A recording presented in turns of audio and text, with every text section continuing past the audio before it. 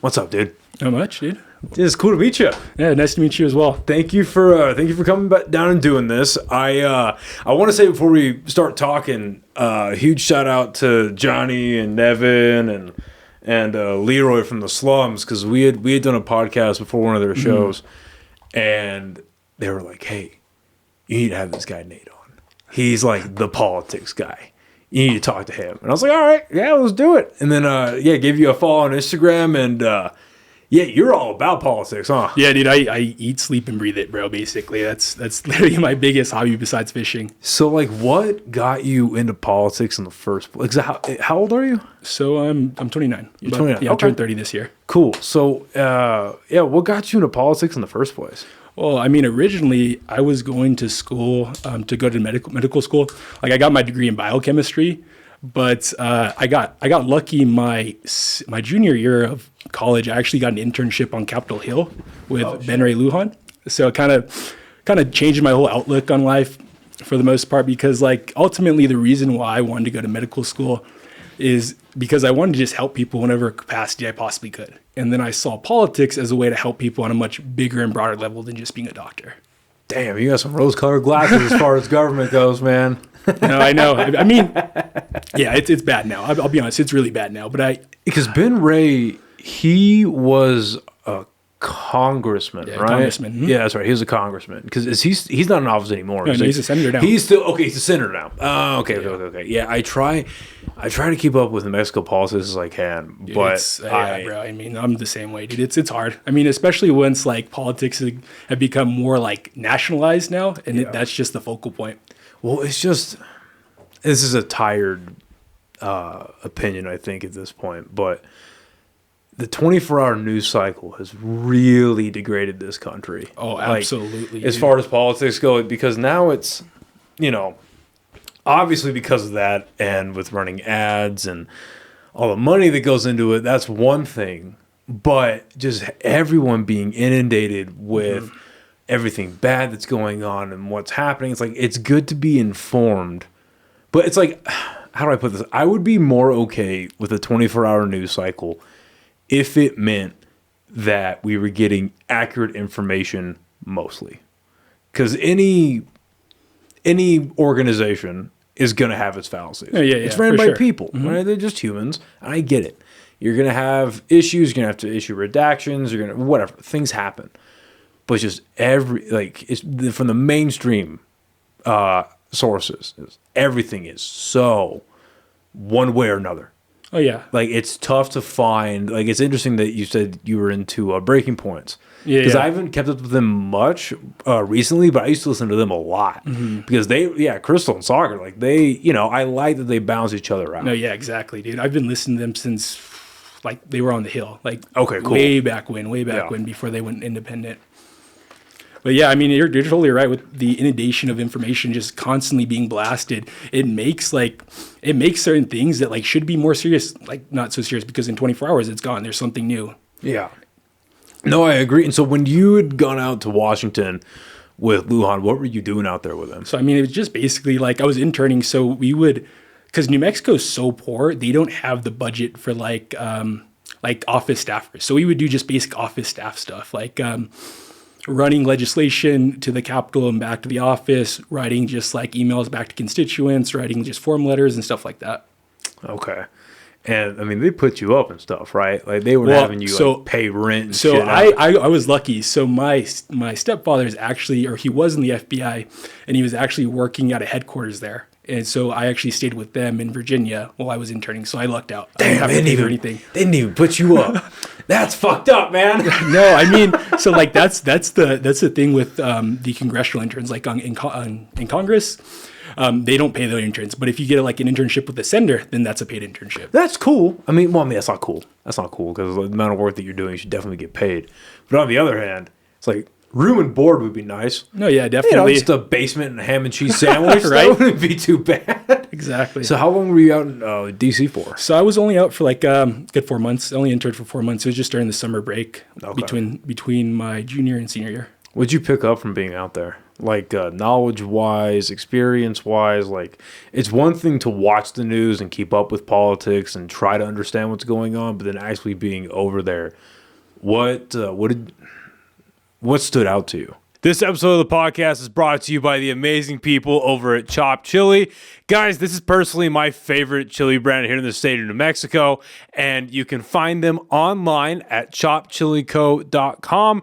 You can also find them all across the state of New Mexico at Sprouts, Albertsons, Smith's, and a bunch of other stores in Albuquerque, Santa Fe, Las Cruces. I believe they're even down in El Paso now. They sell red and green chili, of course. My personal favorite is this blend of red and green, and they also sell online frozen bags of green chili. So again, go to choppedchilico.com to get yourself some amazing chili today. Now back to the podcast. I mean, as far as I think that what the biggest thing that stood out to me, I mean, just working in Benny Lujan's office is they're very, I mean, maybe it was just because of the role he had, because he was like the head of the DCCC, which is like the arm of the Democratic Party at the time. But I mean, What does that stand for? The Democratic Congressional Committee or something. It's like the DCCC. I forget what the acronym stand for. But basically, I mean, it's just. I don't want to like go the wrong way or say the wrong thing, but you're good. No, but basically, I mean, it just seemed really partisan, right? Like that's the biggest thing. I'm not really partisan, and I just don't think that that's anything that anyone should be, because like at the end of the day, we should be Americans first. We should award our president when he does something good, call him out when he does something bad, and that's just kind of my perspective on things. And I just don't like the overly partisan nature of things. Did you? I don't want to get you in trouble or anything, but when you were out there, because again, I was gonna bring that up, how much of that you experienced with the partisan, you know, because you'll hear about bills that get shot down where it's like, we were trying to pass this amazing, you know, immigration bill, we were trying to pass this amazing environmental bill, and then that's what on both sides, right? They both push that to the news where they're like, we tried doing this, but those pussy Democrats or those asshole Republicans, they just didn't want to do it. And then the team that's getting called out, they're like, okay, wait, but they wanted to like spend this much on this, and they wanted to, and there's like so much stuff that was kind of like carpeted under the big thing. So with like that kind of frame, when you were out there, did you see any kind of like the pressurings of the parties and it's like, well, we know we got to do this. No, I didn't have that much inside that's track on it, but yeah, they didn't taint you from the start. No, definitely not. Yeah, I don't know, man. It's just there is. I have thoughts every now and again, mostly not sober, but like I'll have thoughts about getting into politics. Like, man, I realize like I don't know, get into some kind of like lower level office position in like the roundhouse in Santa Fe or just something in like the mayor's office. Just see like what they do, see what it's like. And then I think about it longer and I'm like, I wouldn't make it very far. No, politics is tough, dude. Like you have to be a strong-willed person because you'll get attacked, and especially. Well, it's not even that. I can deal with that. Yeah. Like I can deal with getting, you know, shit on, getting talked about, getting dragged through whatever. I've experienced it at a very small level. Like doing this and doing stand-up. I deal with that on a pretty regular basis, and it's fine. Like that's never going to bother me, I don't think. And I have no skeletons in my closet. I'm not perfect. I've definitely made some, you know, pretty poor decisions in my life, but I've never done anything illegal, that's for sure.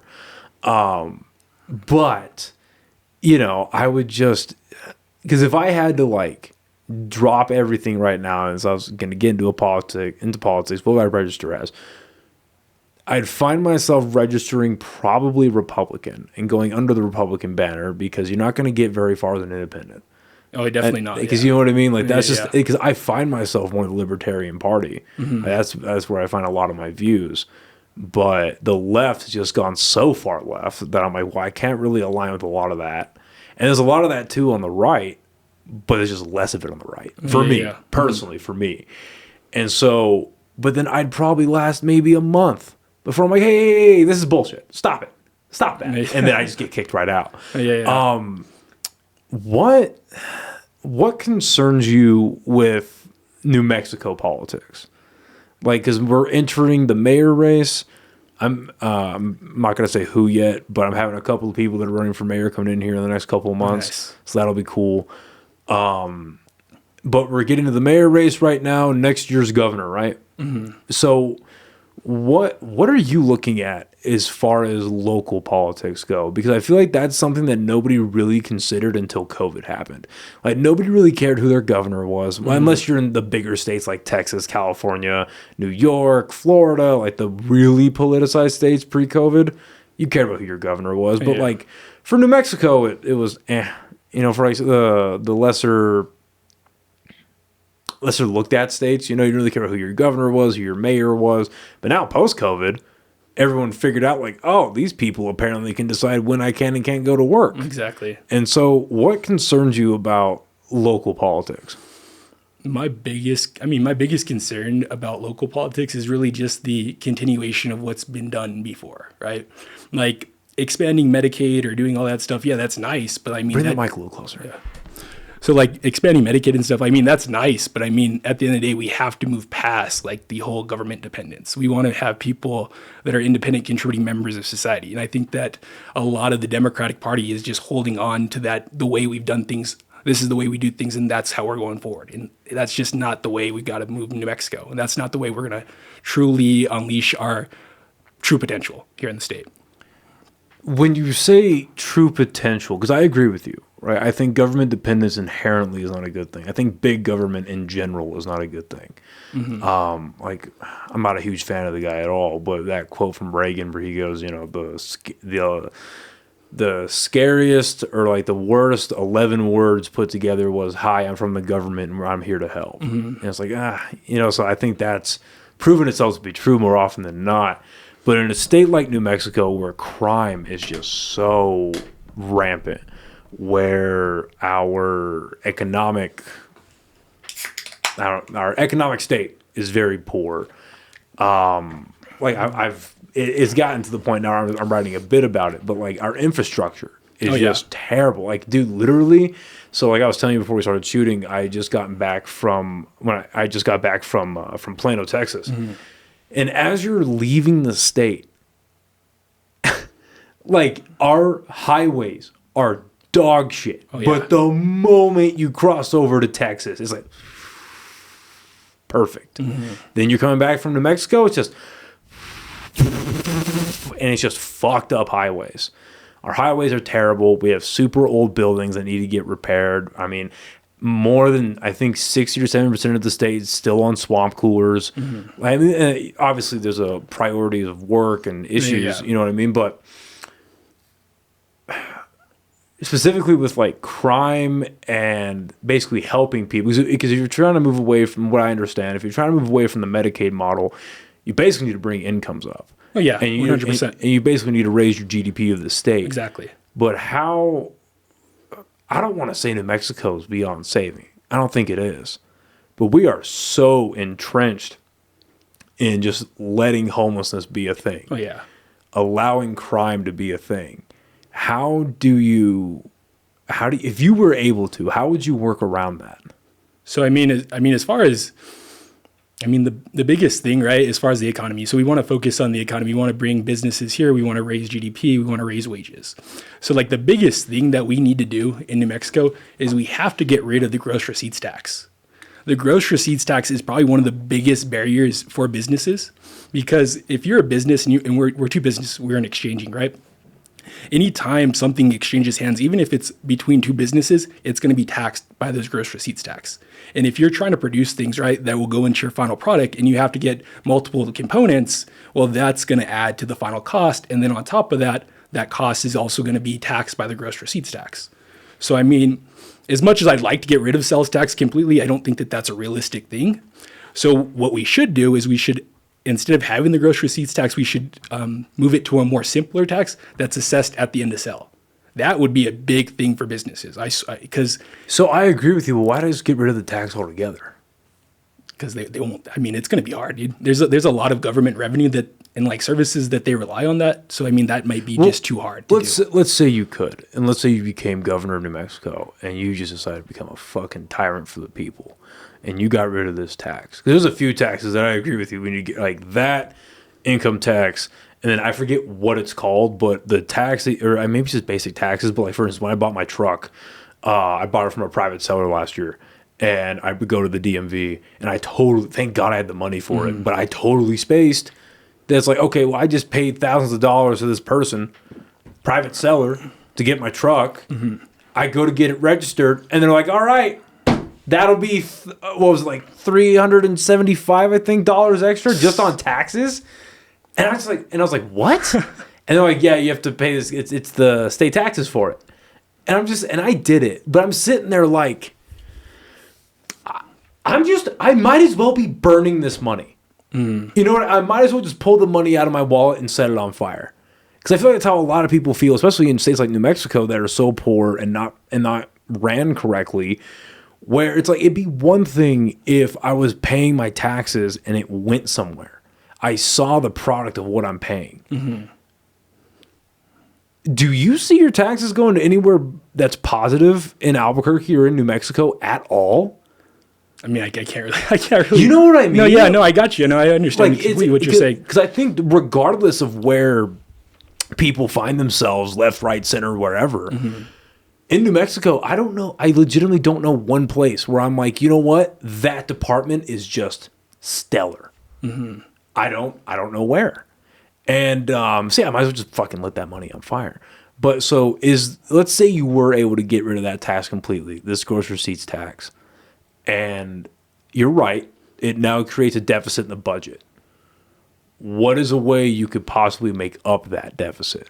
Well, expanding the tax base. I mean, you still have. I mean, I still believe you have to have some type of taxes to fund government services. But once you get rid of the gross receipts tax, what your incentive is now to start trying to bring businesses here, right? And that along with that is building the infrastructure, putting infrastructure in place, repairing our roads, making sure there's fiber connections, plumbing hookups, all that stuff, so that businesses can come here and just start operating right away, right? And we want to focus on just industries that are going to be crucial for the economy in the future, like our advanced manufacturing, microchips, conductors, renewable energy, your quantum computing, your data centers. All those are extremely important, and that's what we want to do, start attracting those businesses here. I don't understand why that's not. I know they're building data centers, but they're mostly just like they're data centers. Like they're just like giant rooms for servers. Like they're building a bunch of those down in Los Lunas, like for Meta and for Google and all that. But I don't understand. This is totally off topic, but I don't understand why there isn't more money being put nationally into having semiconductor factories here when one of the longest, at least in my opinion, one of the longest sustaining conversations in our country has been the whole China-Taiwan issue, where we're concerned if they take over Taiwan, obviously it's going to be bad on the people, but the semiconductor thing, and they have a monopoly on it now. Just in your opinion, why do you think that's not at least in the top 5 for the country right now?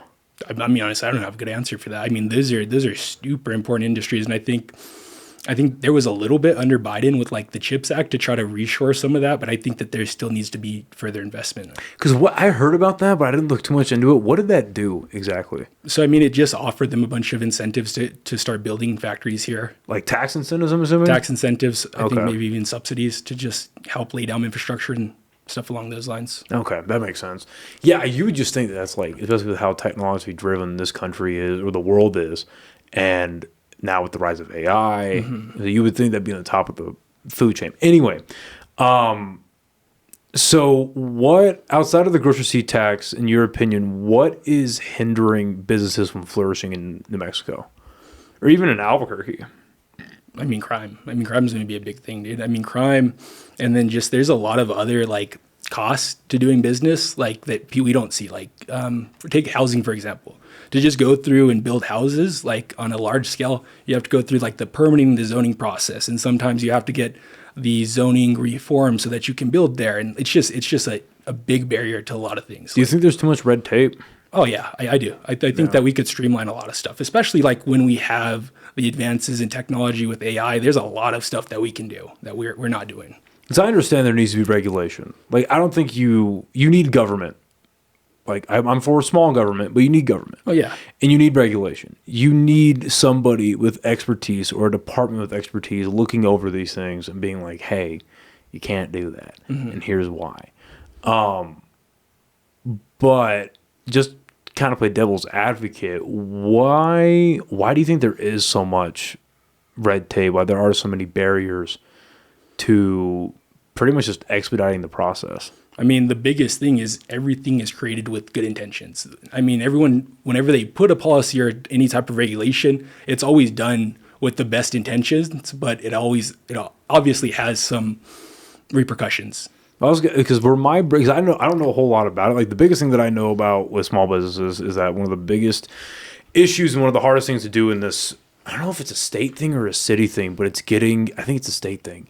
Yeah, it is. It's getting a liquor license. Oh yes, yeah. I actually was talking about my friends about this. Yeah, it's fucking impossible. Like, they closed down and they moved, and the owners moved. But I had the owner a couple of times. The owner of a comedy club we used to have here called Dry Heat. And she spent probably 25, 30 minutes explaining to me about how tough it was to get a liquor license and why they don't have one. Where it was like, yeah, for some reason, the state government only has a limited amount of liquor licenses, which makes zero sense. Like, that makes no sense. No, I know. Like, do you not want more revenue?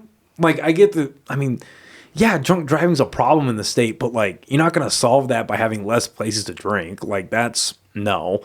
But it was so they have a limited amount. So every time one gets bought, the prices go up.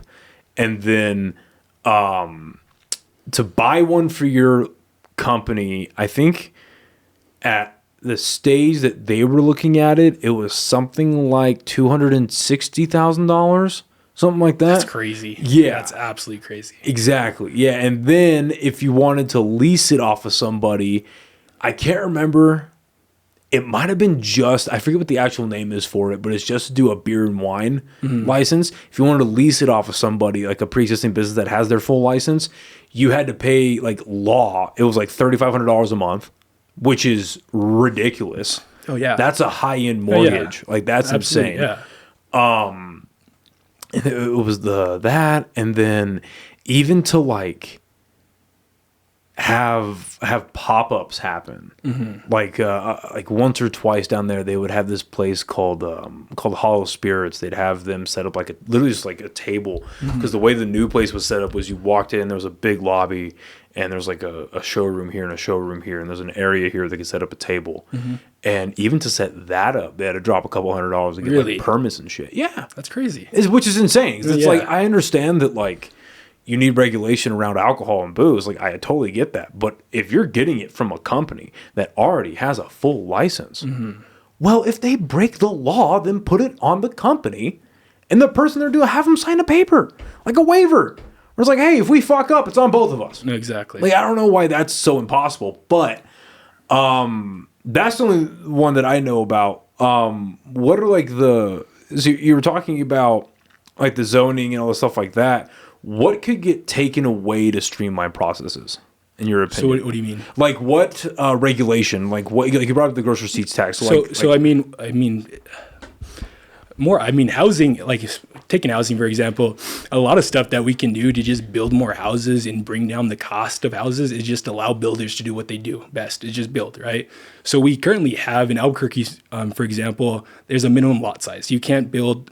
You have to have at least, I think it's like 2,500 per lot. And like, you take a city like Austin, they've lowered their minimum lot size to 1,800. So what does that mean? So you have a minimum lot size? It just means that you can build on a smaller lot. You don't have to have a bigger lot, so you can build. Oh, wait. So there were what? Yeah. So they require that you have a lot that's a certain size in order to build on that lot. So then, because I've never heard of that, but then what I hear is it's specifically in single family zones. Okay, because then what I hear on the other side is we don't want them building a ton because these are getting into land issues. You know what I mean? Where it's like you can't build on certain land because it's protected, or it's government land, or it's we have a lot of privately owned land. And I Yeah. get that. Like if it's privately owned, then yeah, fuck off. You can't build there. But you have like government protected land, or you have like land that is getting onto reservations or stuff like that. It just seems like there's the left and right limits are way too narrow. So what, in your opinion, what do you think the thought process is on having the lot size be that big? Because I would imagine the issue you run into is you just don't have the money to put enough stuff there, or like why? No, it's about density. They try to not have parts of the city so densely populated with housing. Why? So I can't answer that. It's probably mostly just homeowners who don't want other people building more like just buildings and housing in their areas, because they have negative connotations that it's going to cause this or that. And I think that's probably the biggest thing. It's just homeowners that are just refusing to allow them to update the zoning. So let's say that something like that tries to get revised in like the roundhouse or something, where they're saying like, hey, we need to do like, that has to be by the city. Okay, that has to be city. Let's say it's city, right? Where they're like, okay, hey, we know other major metropolitan areas reduce their thing from 2,500 to 1,800. Are there like homeowners associations or like organizations that are lobbying against that to keep it? Okay. And it's just because stay out of my property or stay out of my backyard kind of thing. Basically, and they just don't want to change the look of their neighborhoods, basically. Because I mean, when you start doing that, you're going to have a lot more buildings built, and it's going to have a lot more density in neighborhoods than it currently is. Well, because then, if you're pro that, like pro keeping things the way they are, if you get numerical about it, keep it at 2,500 square feet or whatever it is, like, okay, well then you can't turn around and then bitch about housing prices. Right, yeah. Right? That's from my logic. No, yeah, exactly. Interesting. Okay. So housing to obviously house the employees for these new businesses, people that are going to come into Mexico to work at bigger places like Amazon, Google, Intel, Meta, whatever. That's an issue. I just want to cover all our bases. Are there like any more like financially based issues that are hindering these businesses from opening up here? Like big businesses, small businesses, any of them?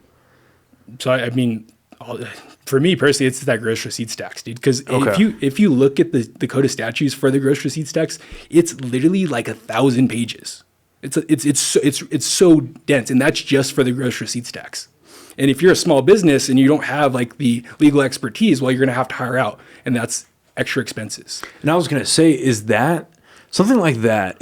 Nothing needs to be 1,000 pages. The Bible isn't 1,000 pages. No, I know. Like that's insane.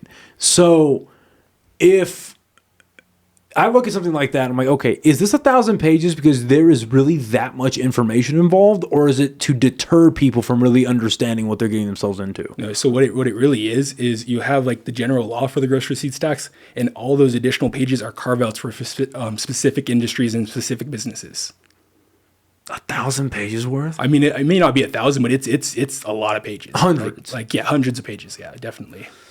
Because I tried to read through it one time, and I was like, what the fuck, bro? Like, yeah, dude. Holy shit. Okay.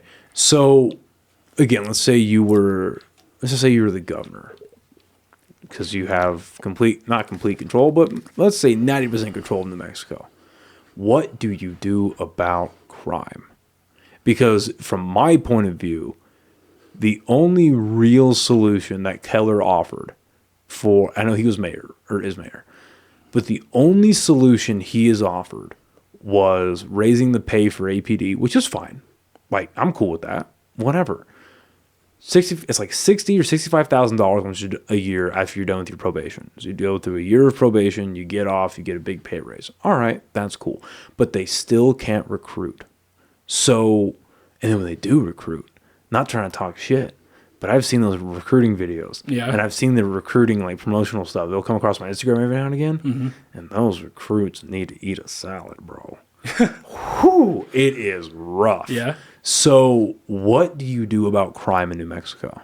I mean, fundamentally you really can't address crime unless you have enough police officers. Like that's fundamental. And I think Keller's doing some stuff, but I think that we need to expand on that a little bit more just so that we can get enough officers. Once we get enough officers, then we can actually start addressing everything else. You can spend all the money in the world, but if you don't have that baseline of defense with as far as having the right amount of officers, you'll never be able to get anything under control.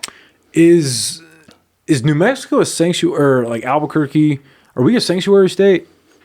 It's so it's not a sanctuary. So Albuquerque is not a sanctuary state or a city.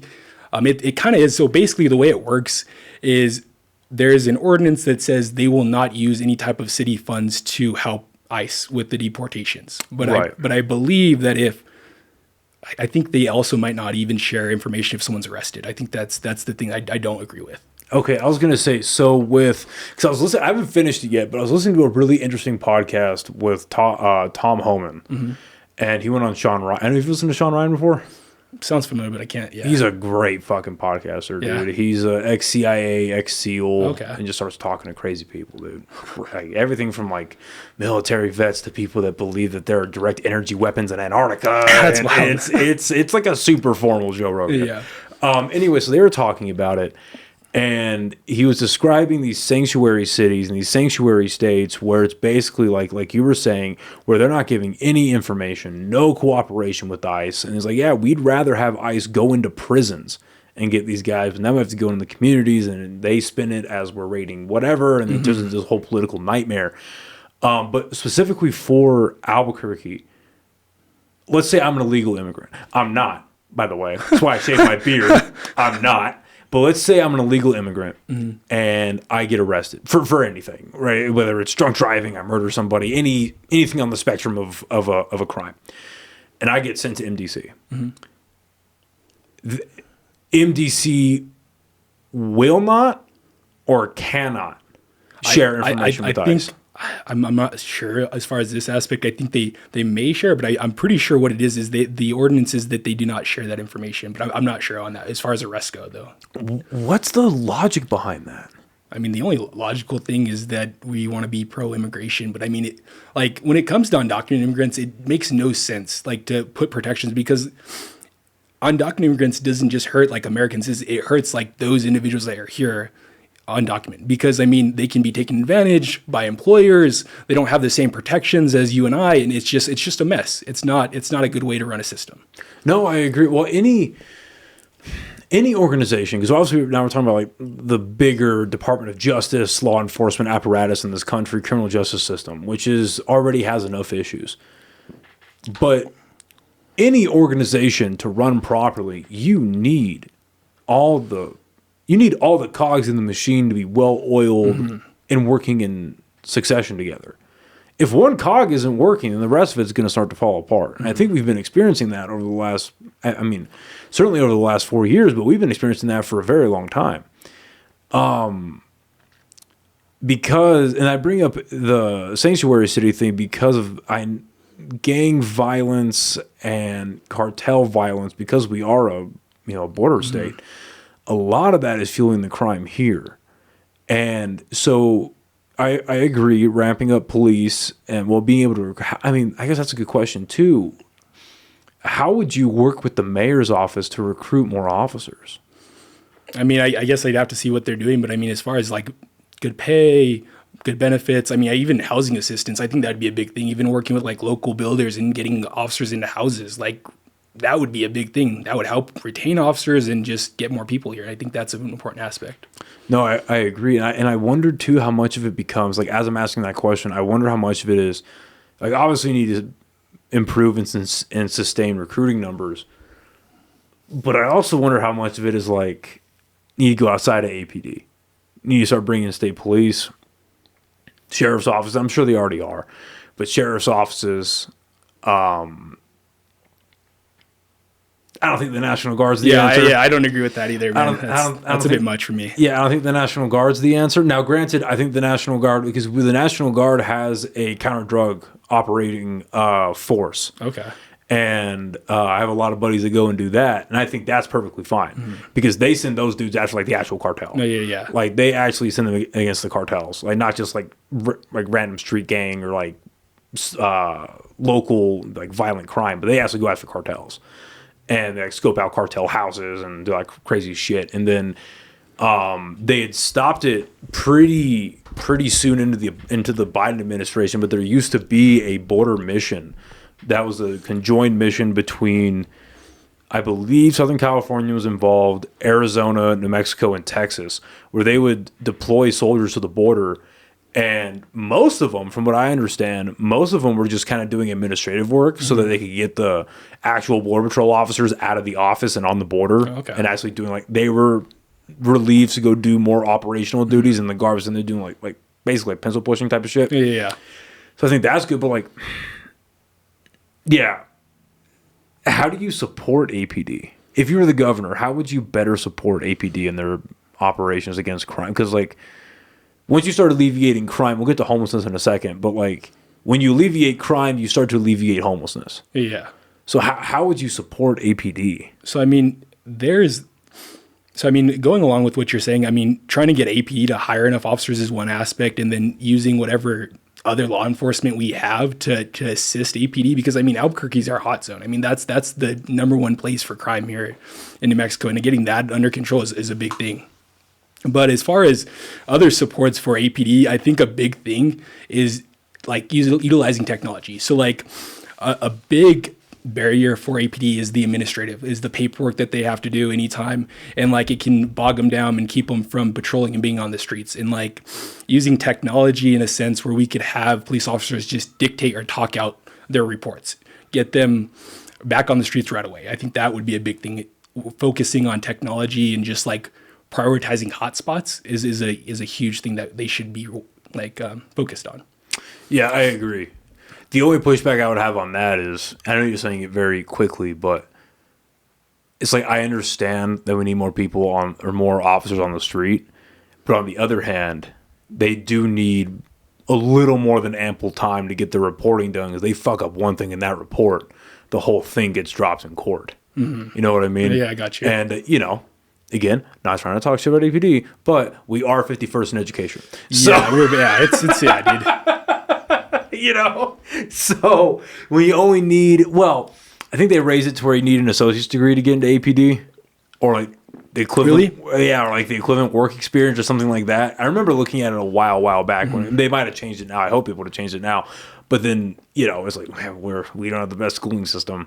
Yeah. So extrapolating that and then the homelessness, I mean, what do you do about that? Like and you could talk on scale and go down, or talk small and move up. Like, what the fuck do we do about homelessness here? I mean, homelessness is like, it's a big thing, because a lot of these people that are homeless have either substance abuse problems or they have mental illness, and like getting them and connecting them with resources and having like long-term care plans for them, as well as just providing them like a stable housing and then connecting them with job opportunities so that they can get back to society and not be, I guess, like a burden in a sense. But I think that we got to focus on just like rehabilitation, in my honest opinion, because I mean, if you have like so many people on the streets, and like if you're busting people and it's clearly that they're just addicted to drugs, like we should be focused on rehabilitation, and not just like, oh, we'll put you in rehabilitation, then you're good to go. But we should focus on like a long-term care plan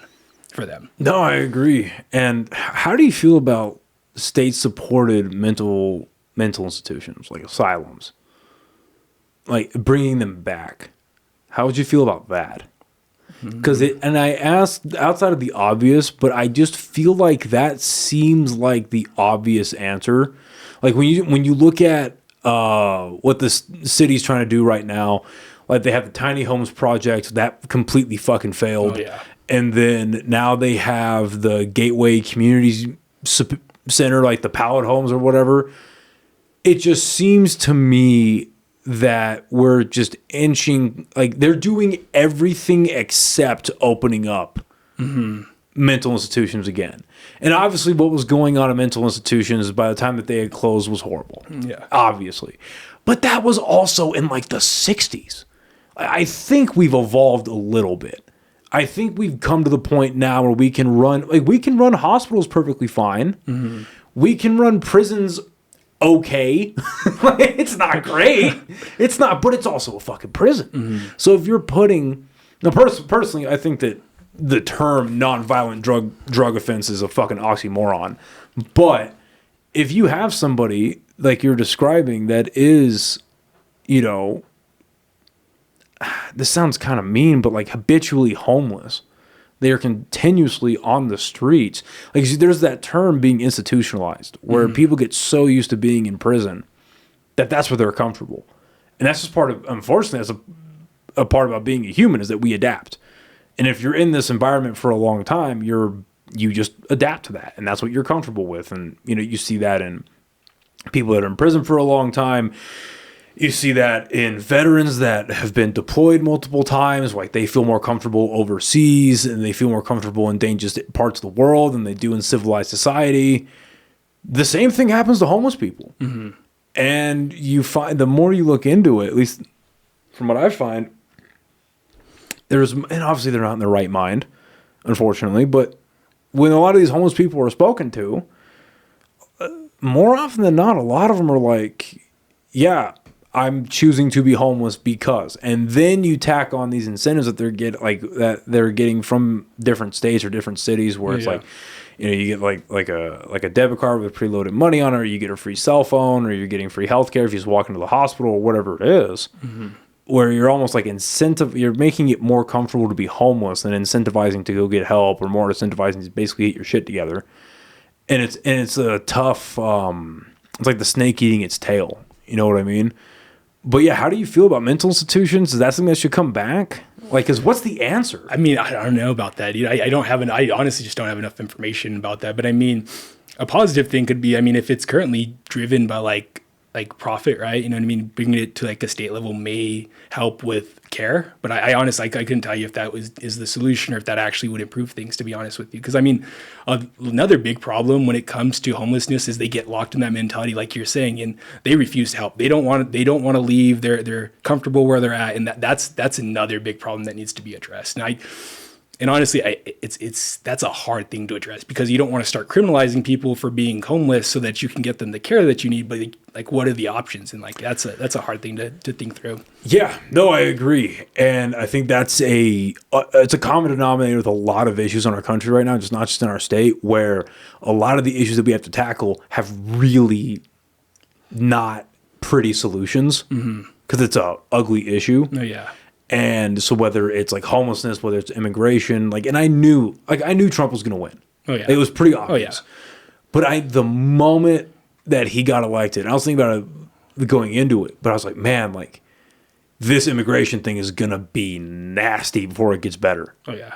And of course, I didn't expect fucking people to get deported without reason and all that stuff. That's a bit messy. Yeah, that's all of terrible, that. Yeah, but like, I didn't expect that to happen.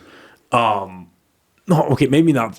Not that I did not expect it to happen, but governments do fuck up. The scale of it, yes. At the scale. Yeah. And then what I didn't expect was them to be like, oh yeah, we're just not going to help out with that. I didn't expect that part. But anyway, I knew what was going to happen. Like, okay, there was going to be pictures of men, women, and children getting in handcuffs, being loaded onto a plane. That happened.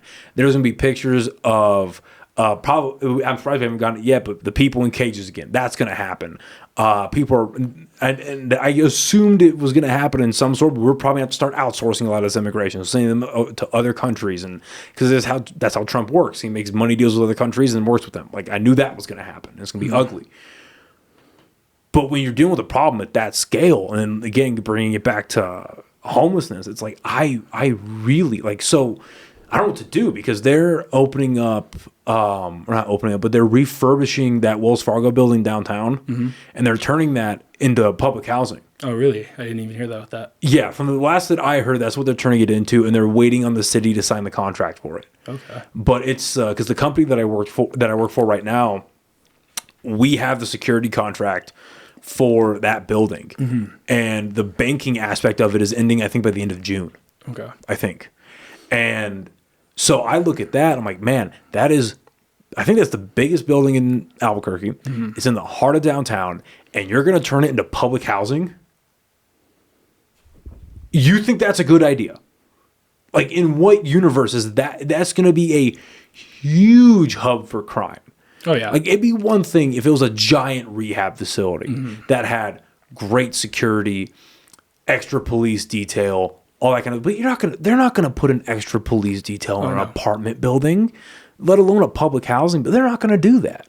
There's no way. So, if not, like, do we do more stuff like the gateway pallet homes? Do we find a better version of tiny homes? Like, what do you know what I mean? Because there's only so many times, and I get there's a lot of money involved and a lot of legislation that has to go into on the city level, but there's only so many times you can do trial runs. Oh, yeah. You know what I mean? I mean, as far as the housing aspect, that's just a hard thing. I mean, the things they've done have not been adequate. Like there's just so many people, and like what they're building it's just not covering it. It's just like doing it just so they can say they did it. And I think that's I don't know. That's a hard thing. Like as far as like figuring out where to house these people, I think that. I mean, utilizing big buildings like that could actually be beneficial as far as if it's like based on rehabilitation, not just letting people. I agree. But yeah, but just making a giant public housing Section 8. That seems a little bit. Have you seen that movie Dread with Carl Urban? Yes. Yeah, it's going to turn into that in like 6 months. Like that just seems like a simple thing to me. I understand why there's not more like, and maybe it's a partisan thing. But I'm just like I went, like I was saying, I went to Plano. Dude, Plano and like the surrounding like smaller communities around there, no homeless people. None. Medium income is I think like 90,000, 100,000. It's not like a super rich area, but no homeless people. Literally none. And I don't understand why there's not more like interstate conversations. It's like, hey, what did you guys do over there? Like, I get Austin has a real fucked up homeless problem. Yeah. But like, what did you guys do over here? Because Austin's got a city of millions. We're at what, like 700,000? So as far as population wise? Yeah, for Albuquerque? Yeah, I think that's about right. Yeah, so we haven't even cracked 1 million yet. And I think per capita, our homeless problem is akin to LA. It's like, what the fuck are we doing? Yeah. I mean, I think a big thing with that is like, once you start having homelessness or once like there's a certain behavior that happens in society, there's like a social proof and other people think it's acceptable and then they join along with it. I think that's a big aspect of it too.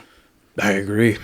You said you're a big fan of fishing. Yes. Let's talk about game and fish issues. Okay. How can it be easier? Because one thing that New Mexico does have, we have gorgeous landscapes, environments, camping areas, fishing areas, hiking areas. What would you change to make just that more accessible to people? So, I mean, a big thing, I think that just like we've already started doing this. So right now, I think they changed the law for state parks. So before you had to pay, every time you go to a state park, you had to pay $5. They got rid of that from September 31st all the way to May 1st. So that's a good thing. So like allowing people to go to these natural resources without having to pay to go there is a big thing. And then I think just making lakes more accessible, like on foot, because not everyone has a boat. Like I have a boat, so like I can go and I can go around to every different lake and I can hit different spots. But like we don't have a lot of like just infrastructure for the like public access, I guess. And that's a big thing. And are you talking like creating roads, making dirt roads, making trails? Or even just clearing out sections for people to go and fish from the shore? Because there's a lot of lakes that we have that are like, you can't access, like you cannot access from the shore just because of the, just the environment that they're in. And if you were to start, like I was saying, like clearing out area, which is generalized, you start clearing out area, do you start to run into like protected government land issues? Yes. Start to run into like... Yeah, you're running into everything. You're running into... Because like if you want to do anything, you're going to have to do environmental studies. You're going to have to do all this stuff. Like that, and that's a big thing. I mean... Is it worth doing stuff like that, in your opinion? Like on a bigger scale? Like obviously for someone like you, it's very much worth doing. That's what you're into. You know what I mean? That's your thing. But generally speaking, is that something that would greatly benefit New Mexico? Because I think it would, personally. So, I mean, I do think it would. My thing is, I don't think that state funds should go toward it. I think we should try to get federal funds to go towards that, just because, I mean, the federal government has so much more money than what we as a state do. And I think that that's a beneficial thing that they would be more than welcome or more than likely to invest in, because, I mean, it's not only giving access, but it's also helping preserve stuff and like letting future generations enjoy these things. Okay. No, it makes sense. Again, just to generalize, should there be, because like you hear decades ago how high schools used to have like wood shop class and stuff like that. Because we're in the state that we're in, do you think there should be, in public, talking about public education, that there should be classes offered for like how to fish, how to hunt, how to basically enjoy the outdoors that we have? I've thought about that a little bit over the last couple of years. That would be beneficial to add to a New Mexico curriculum. Would you agree with that? Yeah, I mean, I think that's like life skills stuff. Like, yeah, it's the same thing with teaching our kids financial literacy or like digital literacy, like coding and like understanding misinformation, how to identify that stuff. I think those are like super important things. Ooh, that'd be a tough one to trust the government with. Hey, we're gonna have public education classes on how to detect misinformation. But I mean, it's more teaching kids how to think critically. Right, That's really what. No, I'm just talking shit. No, I know, I got but you. I could see that going downhill real fast. Especially when you have fucking you have Mark Zuckerberg coming out and flat out saying that their third party checkers weren't third party; they're just a different department of Meta. Fuck, man. So, but yeah, I don't want to skip over the enjoyment of our natural resources. Just again, I'm not very well versed in it at all. Is there anything else that's like standing in the way of the average individual having access, enjoying these things? Basically, and where my concern is primarily is taking money out of their pocket where it doesn't need to be. Is there anything else standing? Anything you would change? Any issues? So with that? I mean, another big thing that comes, it's not something I personally do, but hunting. So like, there's only so many slots that they give out per year, and from what I hear is they prioritize people out of state because they can charge them more, and it makes it less likely for local New Mexicans to actually get drawn and actually hunt, and that's terrible. Like, I mean, why are we punishing Mexicans? Like, that doesn't make any sense to me. Because in theory, what you would do is you would drive you would drive the local business out.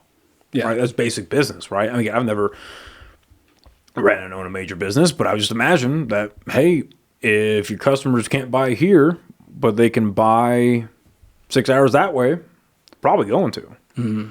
So so they incentivize, or they give more draws to out of state hunters because they get more money. They charge them more. Yeah. That's fucked up. Yeah, it is. It's like, it's completely backwards, dude. Anything else that comes to mind with just general natural land stuff that bothers you, or wish you could change before? I know you're big into fishing, so I don't want to. No, you're fine. I mean, not that I can think of at this point. Well, that's good. That's good. Yeah. All right. So, public education. Why are we so shitty? In your opinion, like why are we dead last? We're 51st in education. They added DC to the rankings, and it knocked us down from 50th to 51st.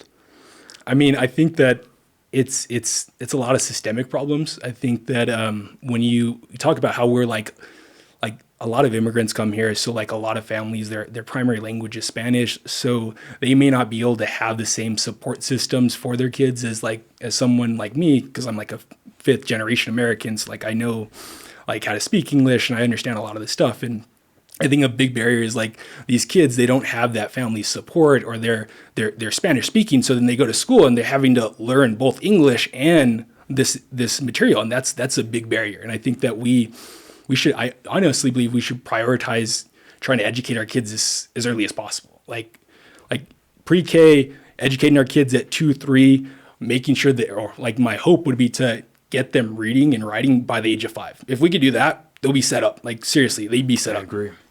There's a lot of kids that can't fucking read and write when they're getting into elementary into middle school. Oh, yeah. They barely have a grasp on the basics. And then you're completely right. When you add the immigrant population into it, and by no fault of their own, they're stunted. I never understood, because we know how we are the number one place where people immigrate to. I don't think that's arguable.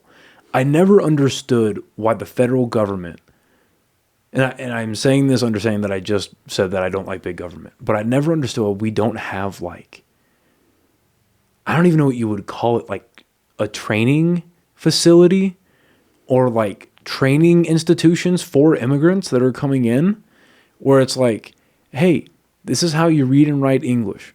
This is how federal laws work. This is, you know what I mean? If you want, because I do believe that there are a lot of immigrants that come in that just want to live. They want to come here, have a decent wage, set up a life better for themselves and for their kids and where they're having and wherever country they're coming from. I totally understand that. And if I lived in one of these horrible countries like fucking El Salvador or Guatemala or wherever, I'd be breaking my back to get to America too. Oh, absolutely. Yeah. You know what I mean? Like, I totally get it. But I never understood why the federal government doesn't have these major institutions where they're like miniature high schools, pretty much. And if you show up and because they already have to take the like, what's it like? It's not a nationality test. Like whatever test they have to take to like the citizens. The citizens, yeah, this is the citizenship test or whatever it's called. I get they have to take that, but like, why not have like however long it takes, a 3-month, 4-month, whatever thing, where it's like, yeah, this is how you operate. You're not in wherever anymore. This is how you operate as an American. And you have like one major institution for Spanish speaking, one major institution for, like anyone who speaks Arabic, people who speak Mandarin, people who speak whatever it is. And have them go through that. And if you can pass the course, all right, you can operate as an American now. I never understood that. Bit of a tirade, but I never understood. I mean, we have that to a certain extent. It's not like in the way that you frame it, but I mean, the government does put money towards stuff like that. It's handled more by like nonprofits and stuff that like go in and teach adults literacy and things along those lines. But are they on like a major scale? No, I don't think that they're adequate. Like as far as there's not enough of them to support what we like the current population we have. Because I would think, and not to speak poorly about it, the immigrant population, but because you could certainly extrapolate this out to Americans as a whole. If you want a good country, you need to create less losers, and you need to create more opportunities for people to win. Yeah, by the strictest definition. Like if you're just setting these people up to fail, or you're giving them no real direction on what to do, then I'm not saying that it justifies crime. I'm not saying that it justifies breaking any laws but on a basic assimilation. You know what I mean? Like, if I went to go live in Germany, or if I went to go live in South Korea, or whatever, I wouldn't want to show up and not know anything. Now, is it kind of on me to not learn? Yes, but I'm in a way better position right now than immigrants are coming into America. You would think, again, you would want to create less opportunity for people to lose. Yeah. I don't know. This is what makes sense to me. But what can we do to bolster the education system in Albuquerque? I mean, in New Mexico in general, just making, because like we made preschool like a constitutional amendment to just making sure that that's fully funded. Actually, in what way?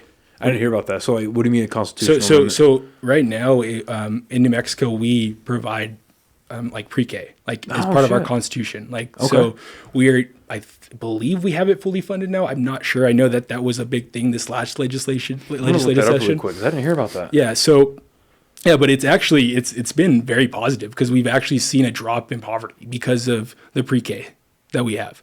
And it boils down to the fact that like a lot of parents, they don't have the resources to afford certain things. So like that lessens the cost for them. So that helps out with the poverty aspect. But I mean, just revamping the education system in general, like I said, the pre-K, teaching kids to read and write by 5, and then just moving past that and making sure that like our kids graduate with a marketable skill, like that they can literally go into the job force if they want to, or they can go to a post-secondary education, whether it's a trade or a 4-year university. Like that's a big thing. And I think that we should really be focused on like, you know, your basics, your science, your math, your literature. And then we also should go forward, do like the financial literacy, the digital literacy, as well as just teaching our kids like their civic duty and responsibility. Like our kids should know the Constitution, be able to like quote it, even though I'm not that good at it, but like, that's what I mean. They should just have a thorough understanding of what it means to be an American. Well, not just that. I completely agree with everything you just said. But I think a solution to fix a lot of that, and you touched on it a little bit earlier, was how to think critically. Because I only got my associate's degree. I tried to go to UNM, didn't work out. But the biggest thing that I pulled out of being in high school and being in college was how to think critically. So even if I haven't read the entirety of the Constitution, but if you're given just the Bill of Rights, or if you're given the first few pages, or you're given just the highlights of the Constitution, you should be able to look at that, read it, and then just begin the digesting process of like, okay, what does this mean? How can I apply this to different situations in life? Where am I being treated poorly? Where this is saying, hey, you can't do that to me. Like, I have become, not as familiar as I should be, but I have become very familiarized with the Fair Housing Act in New Mexico over the last few years that I've been back from a deployment and having to rent and stuff like that. And I'm like, oh yeah, hey, these landlords need to get their fucking shit together. Because I just read the Fair Housing Act and I just go, oh, there's the thing. Hey, you have to do this. Yeah. Figure it out. You know what I mean? Just figuring out what your rights are. Because if you don't, again, you're right. Just like you're saying with the immigration thing, people will take advantage of them. Oh yeah. Like that. And so you're correct. So it's called the Early Childhood Education and Care Department. New Mexico offers a variety of funding opportunities for preschools, primarily through the NM Pre-K program, which provides free, high-quality early childhood education for 3 and 4-year-olds. The state also utilizes Child Care Assistance Program to subsidize child care costs for families at or below 400% of the federal poverty level. Holy fuck. 400% below. That is how bad it's gotten in New Mexico. That's a bit. That's insane. That they've had to like accommodate for that. Oh yeah. 400% below them. What the fuck is the federal poverty line? Isn't it like $27,000 a year? Like I couldn't tell you off the top of my head right now. 32,000. Inflation. For a family of actually I think it was. Oh my god, I think it's gone down. So the federal poverty level for a family of 4 is $32,000 a year. For an individual, it's $15,000. Holy shit. And it's adjusted based on the CPI. Yep, that's insane. Okay, and then let's see here. Yeah, so the Child Care Assistance Program is a subsidy for qualifying families. The program provides financial assistance to families with incomes at or below 400% of the federal poverty level who are working, seeking employment, or are in school. Okay. Well, that's good. To start having pre-K and access to that. How do we... Because again, if you are 51st in education, a problem is the teaching market. Oh, yeah. And it's the quality and the level of teachers. And where my brain goes to is you treat the teachers, like the individual teachers, you treat them like a business. Okay. Where you create incentives for them to come to New Mexico to teach. Mm-hmm. How do we get, in your opinion, how do we get better teachers in New Mexico? And how do we educate better? It's like, you know, it's like you want to educate better teachers. We have a shitty education program and it kind of runs around in a circle. So you have to, much like what I was saying with the law enforcement program, you probably have to outsource and bring teachers in.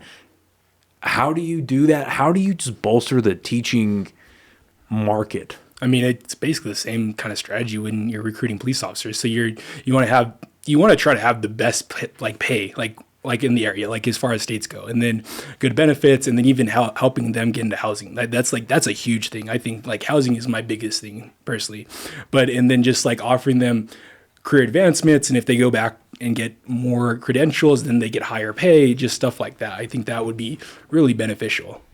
No, I agree. And I think a big step in the right direction was when they made UNM free for in-state students. Oh yeah, absolutely. That's a huge step in the right. Like I'm not a huge fan of like government handouts and for the most part, like government programs. I think there are some that are very needed. Yeah. You know what I mean? But having stuff like that where it's, because with a government program, I think you walk a fine line between handout and incentive. And the more we lean towards incentive, it's like, no, if you put in the work, you get rewarded for it. How do you feel about, I forget what the actual term is for it, but it's basically the program where families are given like vouchers, paying vouchers for their student, and then they choose what school to send their student. That school gets the money from the kid through that government voucher. Do you think a program like that works? So, I mean, we can look at Arizona because they've actually done that. So it works to a certain extent. So, like, you look at like your elementary and your middle school. So, like, those vouchers cover that 100%. Like, those are fully covered. But once you get into like high school and you start having like your private institutions, those tuitions are way above what the voucher is. So what happens is if you have families that can already afford these tuitions, but they're taking advantage of those vouchers, you're taking money out of the public education system. And like a lot of those kids, a lot of those families, they can't pay an additional $1,000 or whatever the additional costs are. So they are forced to put their kids in public schools. But if you're taking out a lot of that money or that resources and putting it into private schools, then you have some kids that are at a disadvantage. And I think that's the biggest thing when it comes to the vouchers for me. So you would basically put in like a qualifier where it's like, hey, if you make more than this amount of money a year, you don't have access to these vouchers. That seems like a solution to me. That could be a solution. Personally, I don't like to like cut people off. I like everything to be universal for the most part, just because I don't like to I don't like policies that cater to specific groups, to be honest with you. I like things to be universal. I think that everyone should be able to take the advantage of whatever we have to offer. Okay. Especially like your tax dollars are going to fund it. So right, because where my brain goes to is like, the government doesn't often work in surpluses, but when departments have a surplus, it's like, okay, well, let's say you have, I'll try to use round numbers because I suck at math. So let's say you have your population of people that are sending their kids to high school, and each voucher is $2,000. Well, if you run it like that for a school year, and all of them, whether they're making that household is making $50,000 a year, or the household is making $200,000 a year, everyone is getting a $2,000 voucher per child. Okay. But then you find that if you say, hey, anybody making $150,000, if you're making over $150,000 a year, then you don't have access to this $2,000 voucher anymore, because we have found that the average private institution for a high school, a 1-year tuition is $3,000, $3,500 a semester or whatever it is, or a year. So everyone making over $150,000 loses access. Now the vouchers can go up to $3,000. And so instead of these families at the bottom having to pay, if they want to send that kid to the average whatever, instead of having to pay $1,500, they only have to pay $500. You see what I'm saying? Yeah. Do you think something like that would work, or just the cutting off of benefits is an issue? I think that would be hard to pass, just because because when you start cutting like higher income earners out, it's gonna take away like your Republicans. Your Republicans that would vote for the voucher system, they'd be like, nah, dude, I'm not gonna vote for that now, dude. You're so right. You're so right. And then, I don't think the Democrats would even want to touch that, dude. No, I think the Democrats would get behind that completely. Yeah? Oh, yeah. They'd be like, yeah, that's their whole thing, is eat the fucking rich. Yeah, that's true. Oh, yeah, they would definitely, but you're right. There are a few conservative, a good number of conservative constituents would be like, nuh-uh. If it's a government handout, I want it too. You're so right. But that's just kind of what makes sense to me, but I get it. And what else? You see a lot of these vouchers going, like, them being used as a political pawn or a political, like, chess piece, you know what I mean? Like, being used that way.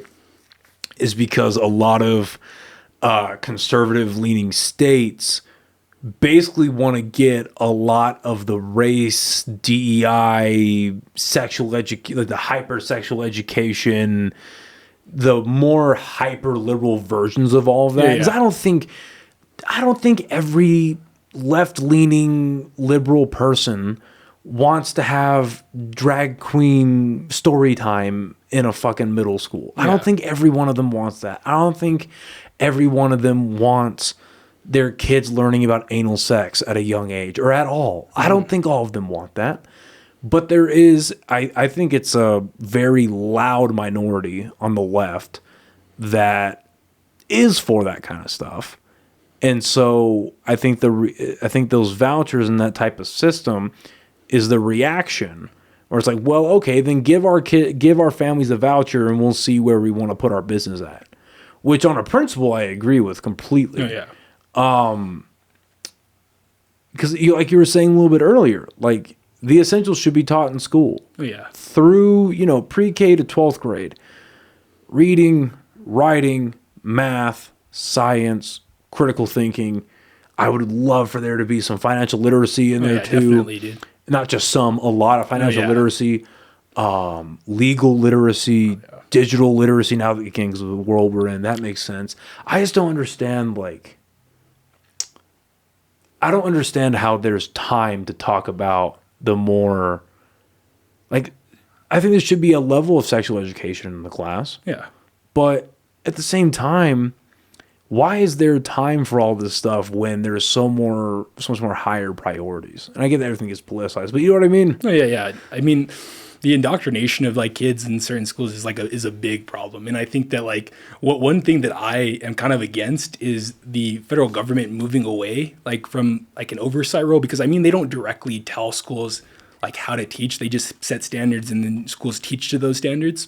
But if you have a situation where they say, okay, we're not going to set any standards, everything's going to be left up to the states, well, then you have states that will focus on the essentials, and then you have blue states that will start teaching their kids a bunch of nonsense. And that's kind of where I'm well, I think we should still have federal standards, but I don't know. It's a big problem. But vouchers, they could technically address that, because you're putting your money where you want to put it, basically. And and if you want that money, you want to have the best education system or the best school, right? So that you can attract customers or attract students. And that, it could technically work. I don't see it working for everyone is the thing. Yeah. And, I used to be the exact opposite of how you just articulated that. I used to be completely okay with hey, federal government, at least in this specific standard, because I think most things should be left to the states, but with education and what should be being taught in schools, federal government sets a bare minimum standard and states can decide what's more as long as they're following this standard, adding things to it that they feel is important, they have the right to do that. Mm-hmm. I felt like that probably up until about 2 years ago. Yeah. Right up until the CRT stuff started getting really big. And I don't like the idea, and this is dumbing it down a bit, but I don't like the idea, when, you have schools in hyper liberal areas teaching kids about how evil white people used to be, or how evil white people still can be, or how it's okay, how they're teaching children how anal sex is a natural thing, or teaching them about what was the other big one? I literally read about this a week ago because it just keeps popping up. But just even just stuff like that, where it's I'm not okay. I'm a full believer in nationalism. I think you should love your country. I think you should, and I think a big part of love is understanding the faults. Oh yeah, right? Absolutely. But you can teach about slavery. You can teach about the genocide of the Native Americans without saying America is a horrible country, or saying America is evil, or has a that has been dominated by evil or has a foundation of evil. It's like, well, if we're going to do that, apply the standard across the board. Yeah. Where did we buy the slaves from? So I mean, like, you see what I'm saying? No, I know. But my biggest thing with that is I think that we do need to teach our kids like our history, but we actually have to teach them the full history. Like we have to realize that our nation was not created perfect. We were created with the perfect document, and we're on a constant journey to realize that vision that was laid out in the Declaration of Independence, that we're all created equal, that we have inalienable rights, life, liberty, and the pursuit of happiness. And we're constantly on that journey to realize that vision, right? You look at the beginning of our history. We had slavery. We do not have slavery anymore. We had Jim Crow. We do not have Jim Crow. Like we recently had a black president. So we're slowly but surely trying to get to where we should be. You hit the nail right on the head. Teach the full history. Name one country where the founding of it was completely kosher. Exactly. And everyone was happy. Nobody died. Nobody got displaced. Nobody lost land. None of that happened. That's just not reality. It was just a great little country. Like, that's never happened. Exactly. Ever. That's never happened. And I think that... And I kind of take the inverse where I think it's a fucking miracle that we even have the Declaration of Independence or that we have the Constitution. I think it's a miracle we have that in the first place. Yeah. And that that documents like that could come out of a nation that started that way, A. And B, it shows how much progress we've made that now some of our biggest issues are now looking in the past and getting mad about it. Yeah. I mean, those are issues of luxury, right? Yeah, exactly. I mean, like most people don't have the time to worry about nonsense. Like they're worried about their day-to-day life, and that's the biggest thing. Because some people are still living in it. Yeah, some people are still living in slavery, living in like racism on a mass scale, xenophobia on a mass scale, and it's just if you're going to teach history, teach the full history about what happened at the time. I'm trying to think if there's anything else I want to touch on with education. I don't know, man. I don't, because nobody wants to be fit. You want to be like, nobody wants to be last in anything, but wouldn't it be nice to be last in something where everyone is doing great in? You know what I mean? Like, I don't get how we're one of the most developed nations in the world. And I think like on I forget like what ranking scale it was, but in like all the major countries when ranked were like 40 something in education. It might be like the PISA, like it's the national exam for like all the countries. I think Estonia is like the top one. Yeah. What is Estonia?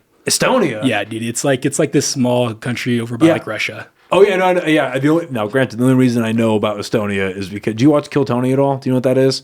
No. So really. It's a stand-up comedy show on YouTube. Okay, I think I know what you're talking about. And one of the new guys that's a regular comedian on the show, fucking hilarious guy, monster. His name's Ari Matty, and he's from Estonia. Really? The only reason I know that country exists. The only fucking reason.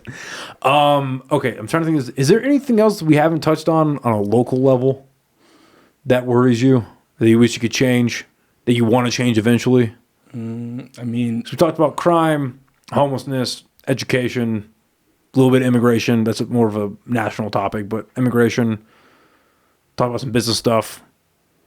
Talk about some land stuff and some environmental stuff. Anything else you're worried about? I mean, that's basically about it. It's a lot. I know. I mean, it's a lot. It's a lot. Oh, here's one actually. Do you know a lot about the bail system? Kind of. Okay. They've basically gotten away with it in New Mexico.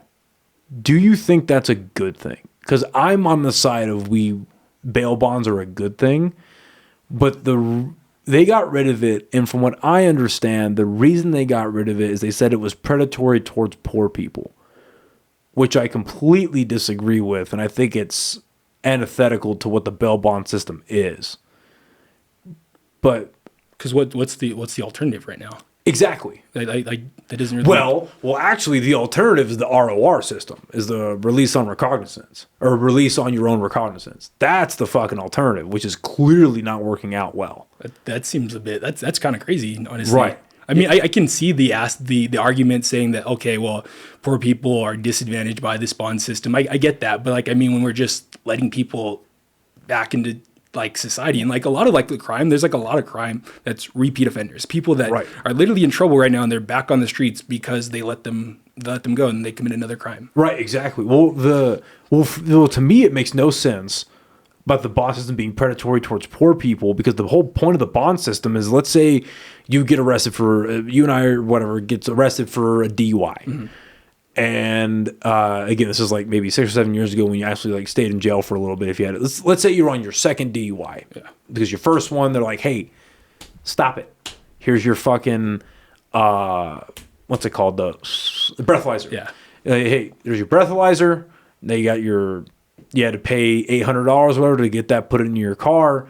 You had to pay an extra $100 or whatever it is to get the new license that has the restricted breathalyzer thing on it. I forget what the actual designation is, but you have the new license that has it, and then now you have it in your vehicle. You spent almost $1,000 because of it. All right, don't do it again, man. Put the bottle down. Now you get a second DUI, and it's like, okay, now we're gonna hold you in, or put you in holding until you see a judge, and then your bond set at $5,000. That's pretty average, I think. You have a $5,000 bond. Or what you can do is go to this bondsman, or your family can go to this bondsman, where the bondsman says, hey, what do you have to work with? $500? All right. Because they usually have a flat rate. Let's say, all right, yeah, $1,000, $500. All right. Pay me that. We're going to put up the extra difference of the $5,000 bond to get you or get your family member out of jail till they see a judge. And now we're going to set up a payment program. But if you break the terms of the bond, or you miss a payment on the bond, or whatever it is, because you signed the contract with them, now you go back into jail for that. I just don't see how that's predatory towards poor people. Because if the person's poor, before the ROR system was in mass, of course, the poor person just stays in jail. But with the bond system, they at least have an option to get out. You see what I'm saying? Yeah. So I just don't understand why they got rid of it. And then, because it'd be one thing if it was like, hey, no more bond, no more bail bondsmen, no whatever, you're just in jail, fucking deal with it. I'm like, damn, that's kind of harsh, but don't break the law, I guess. You know what I mean? Not that I think our criminal justice system is perfect. Like, there's I forget what his company is now, but this guy, Josh Dubin, he used to work with the Innocence Project. Okay. And he used to go on Rogan a lot. Mm-hmm. And it would just be him and a person that they got out of prison because they were wrongfully convicted. Most of them were on death row, going to be executed, whatever. Because if you want to have a rabbit hole when you're about to go to sleep, look into the amount of people that have been executed that were proved innocent otherwise. Or the amount of people that have spent 15, 20, 25, even 30 years in prison on something they didn't do. Dude, that will keep you up at night. No, I know. I've looked into that a little bit. Yeah, it's wild. It's fucking horrible. So, I don't look at our criminal justice system as if it's pitch perfect. I know it's not. But, on the one hand, I'm like, man, yeah, that kind of sucks. But fucking don't drink and drive, dude. Fucking don't beat your wife. Don't beat your boyfriend, whatever. Mm-hmm. But then it's like, if the alternative to getting rid of bond is just let them free, you know what I mean? Yeah. I don't know. We're going to take a quick break. I just noticed that camera's off, so I'm going to turn that camera back on. Yeah, no worries. Yeah. That's my fault. I forgot to plug it in. It happens. I'm just glad it was my camera, not yours. All right, there we go.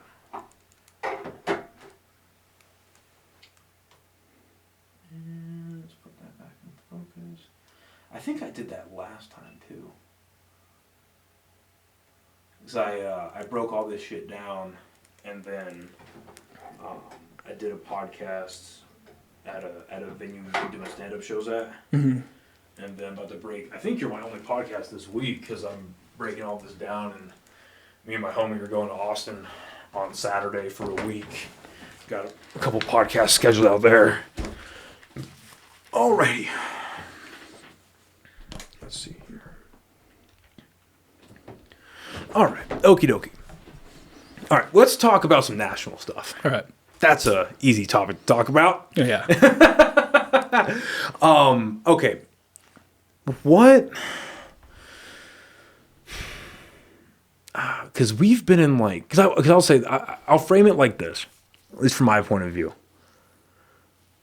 Let's start general and move our way in on separate subjects. I voted for Trump, and this last go around, because in my opinion, he was a clear better choice than what the Democrats had put up. However, I cannot wait for him to get out of office based strictly. Now, do I think he's going to leave the Republican Party? Do I think his influence is going to go away?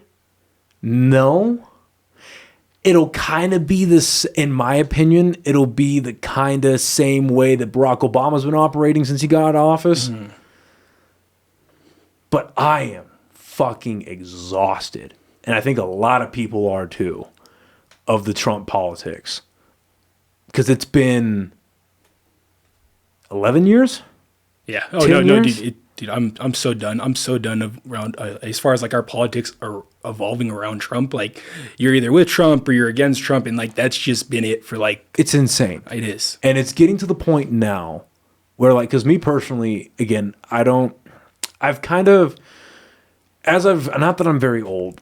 You said you're 29. Yeah. I turned 28 next month. Oh, okay. So I'm not up there, but like ever since I've been paying attention to politics and figuring out where I lean and like what my values are. 'Cause that's where I start. It's like, what are my values? Where does that like Venn diagram kind of overlap? Growing up, kind of found myself center leaning right. Grew up a little bit more center leaning left. Then about 2 years ago, year and a half ago or so, I found myself center leaning right a little bit more. Mm-hmm. And because I'll just look at stuff on both sides where I'm like, okay, I love that. Why is that in there? Okay, what do you guys have to offer? Okay, that's cool. Why the fuck did you bring that up? All right, I'm back to the center. You know what I mean? And I am excited. Well, I'm interested to see what happens in 2028. But I'm excited for our politics to no longer revolve around Trump. And because I feel bad, genuinely. I feel bad for the Democratic Party. They've done most of it to themselves. Oh, yeah. But what in the world are they going to do in 2028? It's just, the people running that organization have fucked it up left and right because they've either, to me anyway, they've spent most of their time either shitting on Trump mm-hmm. or forcing things into the American zeitgeist that people just don't want. And then now on the right, you're starting to see them fracture a bit because more and more people on the right are like, hey, I'm not the biggest fan of Trump, but that's where I'm at. Where I'm like, I don't even consider myself on the right, but it's like, I'm not the biggest fan of Trump, but he was the option. That made the most sense to me. But like this, and this is really bad. But then if you're, again, this is clearly outside looking in, but if you're entrenched in that political party and you speak out against Trump or you say something negative, like Thomas Massey just ran into that. I don't know if you had seen that or not. Yeah. I actually like Thomas Massey. He's very principled. Like that's what we want with like our elected officials. I mean, in like the way they kind of went after him and they're like, yo, you vote for this. He's like, bro, I literally have been against this type of like spending my whole entire career. Like, what are you talking about, dude? It's like, why did you expect him to support it? Because he went against the spending bill that was going to, what the fuck was it going to expand? It was the CR something. It's a continuing resolution, I think. The continuing resolution. Yeah. That's what. Can you explain what that was a little bit? So yeah, basically what a continuing resolution is when Congress refuses to pass an actual budget, what they do is they just That's what it was. They extend the funding from the previous year. That's what it was. Right. Thank you. So it was basically going to be extending and continuing the national budget. Yeah. And he's like, no. Small government, fuck off. And they're like, oh, Thomas Massey's against the Republican Party, he's against the American people. And Trump had that whole fucking tweet against him. Dude, and I've been having, I don't think I've ever said this on the podcast before, but I've had this conversation with a few people in my life recently. I don't think I'm the first one to say it. I might be. But like, I think Trump's starting to lose it.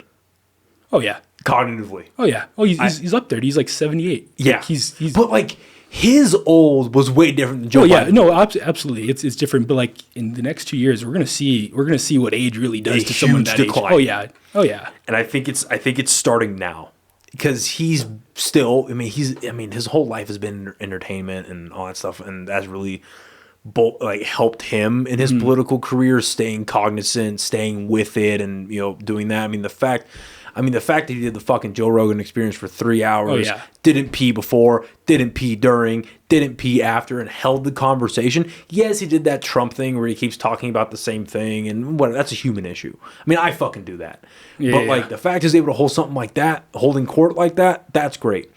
But I've just been watching him since he got inaugurated, and I'm like, I think in the next, like you were saying, 2 years, I think we're gonna start to see the age hit him. Oh yeah. Which is like, he's fucking 78 years old. What do you expect? Anyway, there's fracturing on the Republican Party, and so I'm excited to see this era of American politics end. How are you feeling about the Trump administration now that we're just outside the 100-day mark?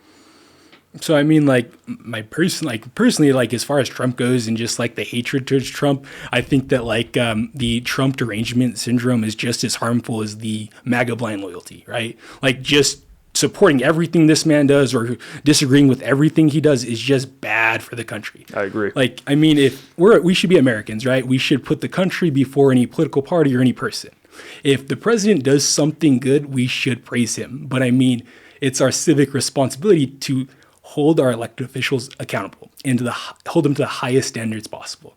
So like me personally, the way I've been with Trump is like anytime he does something good, I praise him. I'll give him his props. But if he does something harmful, I'll call him out, I'll blast him. And that's kind of basically where I've been. And like the thing is, I mean, Trump does have a lot of authoritarian tendencies. But personally, I really think that our institutions are strong enough to withstand him. And then the other thing is, we have to remember our biggest check against a tyrannical government is our Second Amendment right. And I think that's something we really shouldn't forget. See, I'm glad you said that because I get it. Our military is very advanced. We have amazing capabilities. Now, granted, those capabilities are slipping the fuck up because of what the last 4 years did. But, and I could give multiple examples of that, but, I hate the arguments. I think it's silly. I don't hate it, but I just think it's a very silly argument. People are like, oh, we wouldn't be able to fight against the American military. We miss American government. It's like, okay, well, I'd like to refer you to a few Vietnamese rice farmers that have to disagree with you on that one. Like the guerrilla warfare tactics? Yeah. There's a lot of stuff you could do, yeah. Or the entire Middle East. Oh, yeah. We didn't win that. Oh, yeah. Now, granted, I don't think there was much to be won, but whatever we set out to do, clearly the last 20 plus years of GWAT was nothing but horrible effects on this country. So, and I agree, the Second Amendment is a huge deterrent against a tyrannical government. And I think you hit the nail right on the head. I think it's a pretty corny term, but that Trump derangement syndrome is real. Yeah. And the blind followership, praise, almost like a godlike standard of Trump. They used to have that a little bit on the left, but I don't think they have. I think they're more. I think we're the far right. The again, I think it's like the 10% of the right and like the 10% of the left, and the 80% of Americans are kind of just like wherever they're at. But yeah, like that hyper right, I think they worship Trump in the same way that the hyper left. That the hyper left worships their ideals. Yeah. The hyper extreme ones. You know what I mean? And I think that's the way both of those parties are operating right now, and neither one of them are good because it led to the destruction of the Democratic Party and then the fracturing of the right. I'm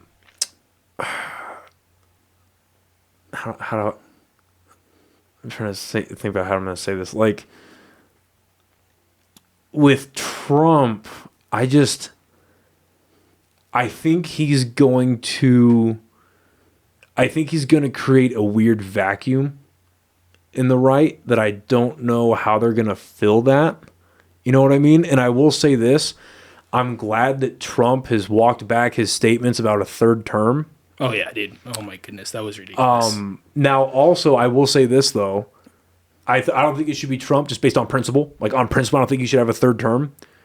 But after we get if we get a couple of presidents that are on the younger side of things, like in their 40s and their 50s, once we start getting back to that, because of the way our government has been set up, I'm not opposed to a third term for a president. I'm really not. Because you clearly, because I don't know how much of it is, there's only so much you can do in 4 years, only so much you can do in 8 years if you get to that point. But you were talking a little bit earlier about we're doing the same thing and it's not working. I'm not saying we have to go the like dictator Vladimir Putin side of it, where it's like he's been leading Russia for 21, 22 years. I'm not saying go that far, but maybe try 12. If the president is that good and can garner that much support for a third term, maybe try it out, see what happens. You know what I mean?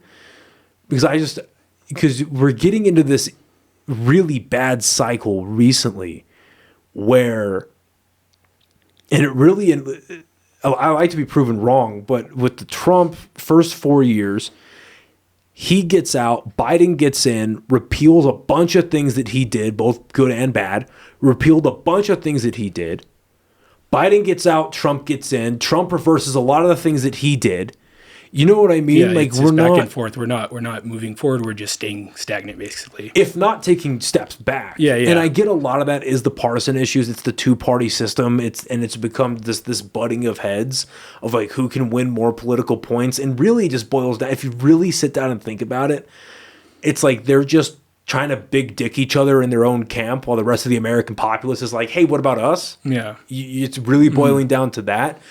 But if we can start getting to, I don't think a uniparty is a good thing, but if we can get to a point where this is decades down the road, and I get that, I'm asking a lot right now. Yeah. But if you just get to the point where you've had a couple of decent younger presidents, where it's like, okay, yeah, we're doing this, we're handing the baton off here, and they run with it and go do better things, and so on and so forth.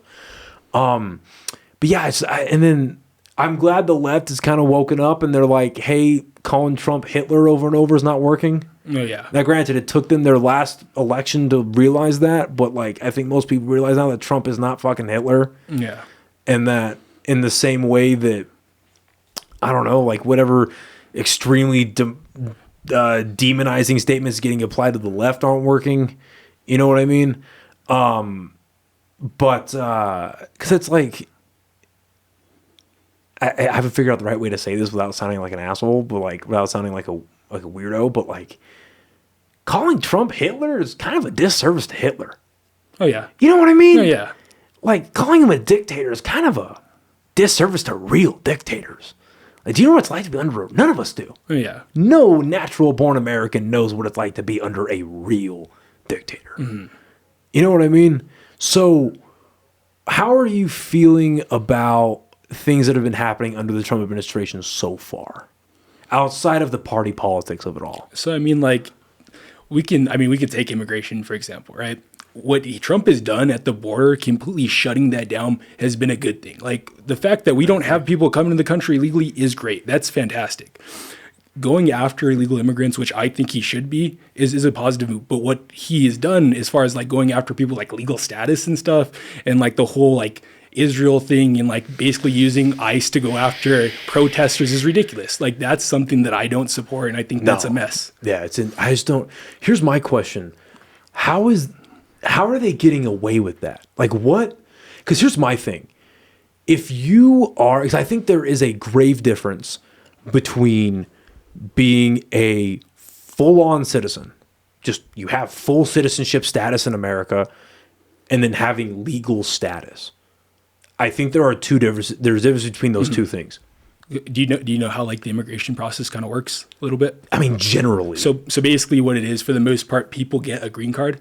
Right. They're here for 5 years, and then they can apply for U.S. citizenship. Right. So what they're doing with these, with the visa holders, the way that they're basically deporting them is if they commit any type of crime, that gives them full recourse to take away their visa or their legal status and deport them. See, and I'm kind of cool with that. Yeah.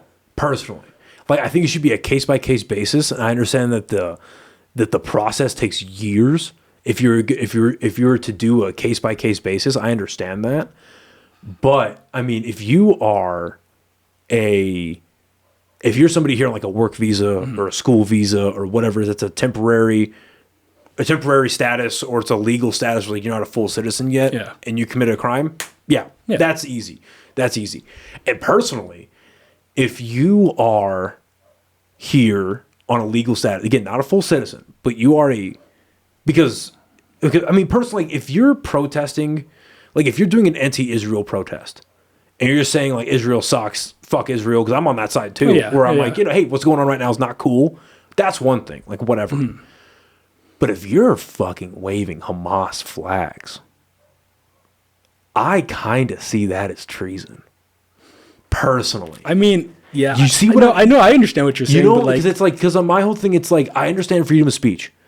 And that should be the most protected. Like I've kind of had this internal battle in my head, like what should be more protected? Freedom of speech or right to bear arms?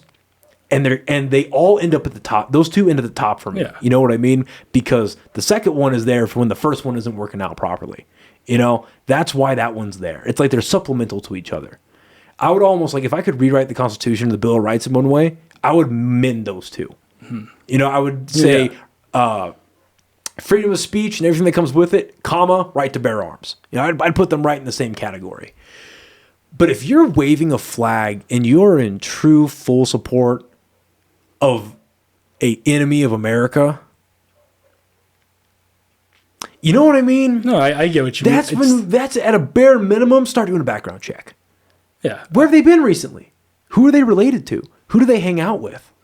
What's their internet activity like? I'm not saying convict. I'm not saying, throw them in jail quite yet. But just, what are we doing here?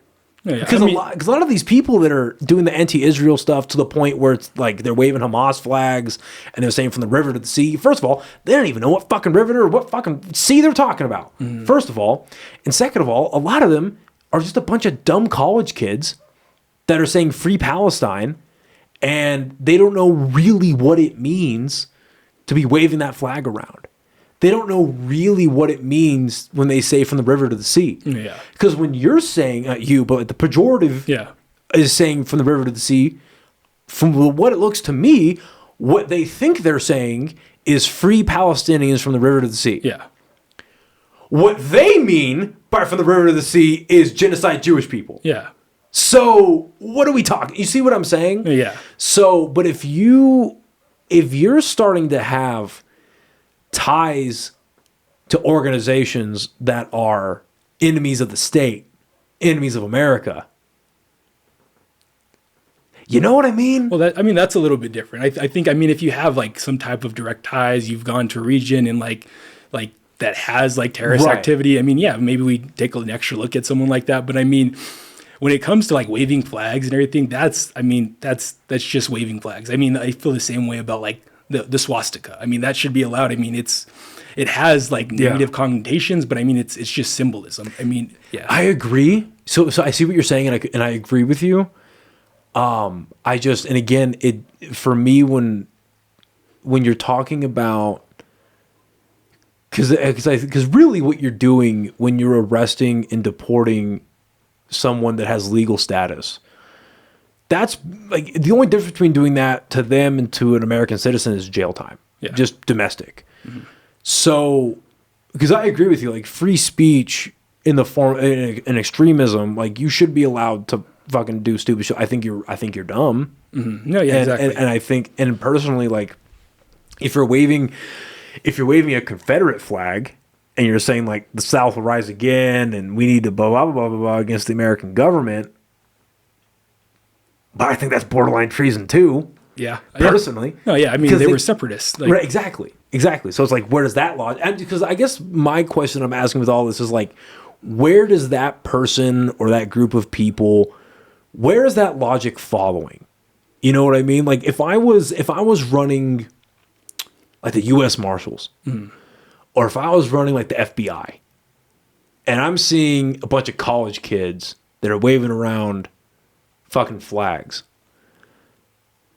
you know, and you see like the leaders of these organizations that are these protest movements that are doing it, or you're seeing major players or whatever it is. Honestly, man, I would scare the shit out of them. I'd fucking grab them, throw them in a fucking little interrogation room. Hey, what the fuck are you doing out there? Do you know what this means? Like, if I was running like the FBI, or if I was running like, again, U.S. Marshals or ICE, I would be sending out huge PSAs to the American people. It's easy to do. Oh, yeah. Like, you got that text from Trump like 9 years ago, right? Yeah. You know what I mean? I'd be sending out huge PSAs to people that are educational. Oh, yeah. Real simple, where it's like, hey, if you're supporting and if you're waving around this Hamas flag, this is what that looks like to us. Full disclosure. River to the sea that you're chanting, this is what that means. Hey, if you're fucking saying South to rise again and you're waving around, you got a Confederate flag on the back of your truck, what do you mean by that? Yeah. Because this is where that logic follows. No, yeah. Are you trying to separate from America? You see what I'm saying? No, I got you, yeah. And it's like, I'm not asking for like mass detentions or anything like that, because that, again, and that's mainly because I don't trust the government to like, once you give them a power, like I'm frankly, and I think that just shows the will of the American people, I'm shocked that lockdowns went away as quickly as they did. Because if you would have told me before all that, hey, we're going to do lockdowns due to this thing, blah, blah, blah, blah, I would be like, oh, we're never getting that fucking back. Oh, they're never going to let up. Well, don't do it. They're never going to let it. I'm shocked that they did. But I just don't trust the American government to have or any government to have a massive power and then give it away. Yeah.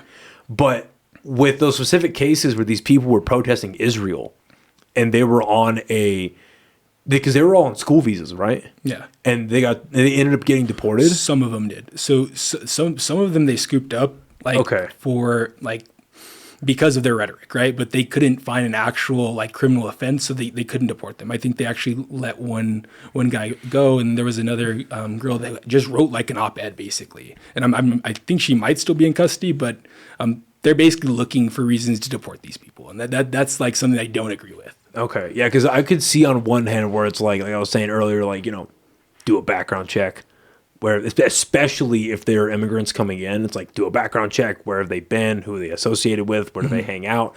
Who do they hang out with? Who do they have ties to? Like, I would definitely look into all of that. But yeah, when you start, what's the saying? When the only tool you have is a hammer, everything looks like a nail. Yeah, that's when you start running into issues for sure.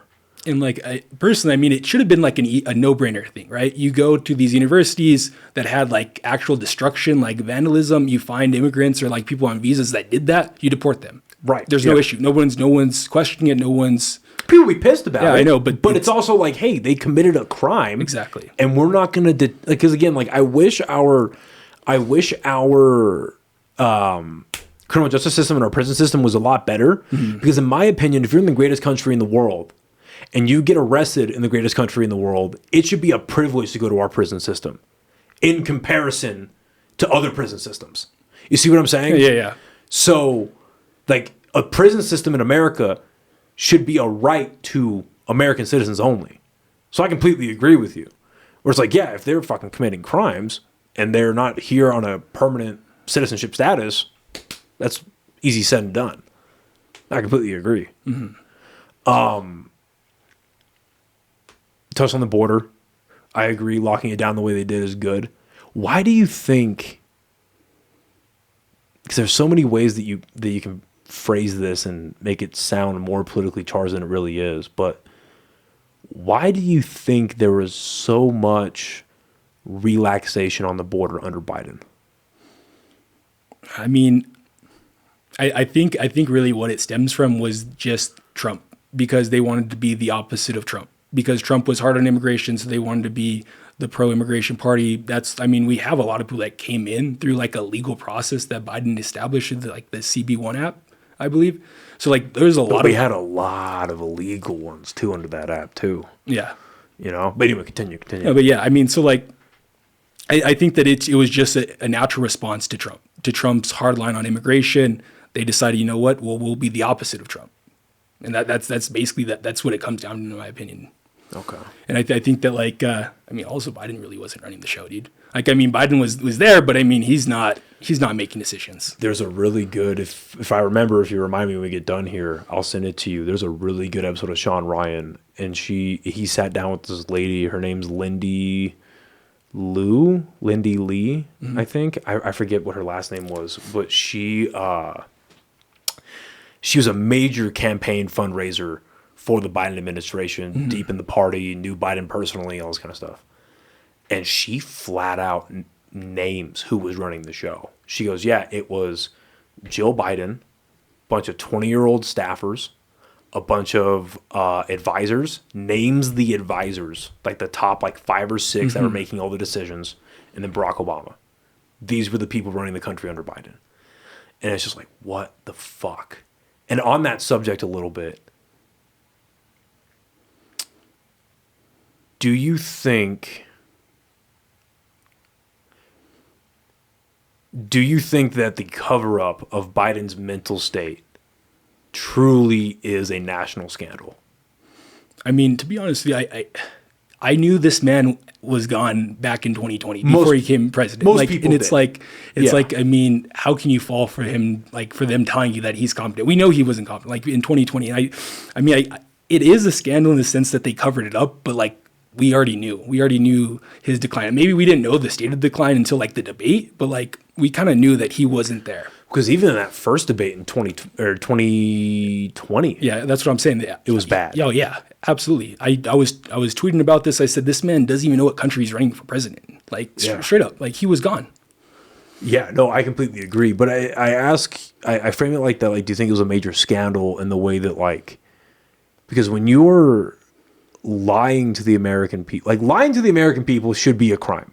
Oh, yeah. First of all, like if you are the press secretary, if you are a major government representative that addresses the people. Well, I mean, the press secretary is the Well, right, propagandist right, for the administration. right, so right, I mean, yeah. they're going to always be like pro Yeah. the administration, whoever's in office. But you get my point, No, right? I know. I get Like- what you're saying. Like if you're lying to the American people, that should be a crime in some way, shape, or form. Like it should be some form of perjury, you know? And don't get me wrong, like I apply that to the Biden administration the same way I apply that to the Obama, to the Bush administration. Like they lied us into Bush lied us into fucking Iraq and all that stuff. So when it's a administration or really an apparatus that turns into an administration with Biden getting elected, and you're hiding the cognitive state of the president, you're lying about his capabilities, and then he's signing things into law. He's signing a bunch of pardons at the end. Oh yeah. Do you think there should be, like, I'm not for going against your political opponents. Even if we were all truly on the same team and all that hunky-dory stuff, you're still running against each other. So definitionally, you are opponents. I'm not for going against your opponents, but do you think there's any kind of, maybe not specifically, I'm not asking like the specific legal stuff, but just kind of looking at it on its face. Shouldn't there be some kind of investigation into like, who was actually signing and approving these laws? Who, like, we found out Biden was stepping down from a tweet. Oh yeah. And an Instagram post. We found out about the pardons through just the documents, like pictures of the documents on our computers, on our phones. Do we not look into who is signing those things? I mean, he's signing them even though he's not there. I think that like that opens up a dangerous like door to prosecuting former presidents. And I just like, I mean, I think that like, Well, they've already opened it though. I know. And that's the thing is with Trump, I mean, that was so bad, dude. Like, I mean, that's just, it undermines like the law because like you go after him and then like he becomes president. So then we just drop everything. And it's just like, what was the point of going after him? But I think that like, even just like criminalizing presidents in that sense is it's just not a good thing for like national cohesion. I think it just. But should they be held accountable? And like, I just don't know how though. Like, how do we hold them accountable and like without? Sure. So like, well, with Biden, I would say there needs to be, because I read something recently and I don't approve of this at all. I read recently how I think Trump fired a couple of the inspectors general. Oh yeah. In the White House. There needs to be a independent inspectors general corps. The fucking military has it, where they're in the military, but they are a separate department. Like they have their own command structure. They're outside of the command structures of the different units. They fall under the commanding general, but that's because how the military is set up. You know what I mean? That's just how it is. But if I was in the government, or if I was running the government, I would have an inspector general corps that works outside of the White House, that are auxiliary. Make them contractors. Who knows? But you just call them in when they're like, hey, we need you to look at this. What does this look like to you? And again, they're all humans. They're not robots, but they're humans and they can be swayed, of course. But just something that looks into like, hey, why, even with the Russia collusion stuff, with Hillary in her camp and the Democratic Party accusing Trump of being basically a pawn for Putin. Like if that's real, that's the biggest scandal in the history of humanity. Oh, absolutely. That a sitting American president was actually a pawn for one of our main enemies. Yeah. But in reality, when the Steele dossier came out, Hillary was talking to the Russians. But nothing came out of that. No prosecutions, whatever. And I get why Trump didn't go after her for it. I totally understand it, because that principle you just brought up starts a bad cycle. But then they start going after Trump for these really just novel legal bullshit where they really would have been misdemeanors, but they wrote it up in a novel legal theory as felonies. And the 47 felonies were really just 47 different checks. And then, like, he didn't appraise his house properly. It was like, well, how do you even define that? Because the market is really just based on what someone's willing to pay for the property. And you're telling me no millionaire, no multimillionaire has ever inflated the price of their property just a little bit because it's them selling it? No major... You're telling me no actor even has done that when they're selling their property? You know what I mean? But then none of those things, except for the Russia thing, none of the Trump stuff affected the country. It was all personal things. Oh, yeah. Donald Trump fucked a porn star and cheated on his wife. In other news, this table is made out of wood. Like, you know what I mean? Like, I mean, like, you can make, that's the base. Like, you'd almost be upset he didn't do that. It's like you had the fuck you money and you didn't fuck a porn star. Yeah. Or it's like you only fucked one porn star that we know about. You pray in the pros. You didn't pray in that pro league. Are you kidding? You know what I mean? It's like you're kind of surprised it was just one. And so, but none of it affected like the country. Like none of it was like public policy. None of it was like national security issues. None of it was the fucking pandemic. Like, why did Fauci get a pardon? I have no idea, bro. Like, that doesn't make any sense. Do. Like, well, I mean, like he got. Come on now. Yeah, you're a smart guy. Well, I mean, he got pardoned because they knew the Trump administration would try to go after him. I mean, that was the logic that they used to pardon Biden's family and like all that stuff. But they have stuff on. I mean, at a bare minimum, you have perjury with Fauci. In what sense? Well, he testified multiple times saying that we never funded the lab. Like that we never funded gain of function research. Yeah. He testified multiple times that COVID did not come from the fucking coronavirus lab. My favorite line on that ever was from Jon Stewart. Have you seen it on the Colbert Report? Yeah. Where he goes, if there's a breakout of chocolatey goodness in Hershey, Pennsylvania. It's like, where did that come from? But he lied about that. And then obviously it's not perjury, but he was lying to the American people about, if you get the vaccine, it's not going to.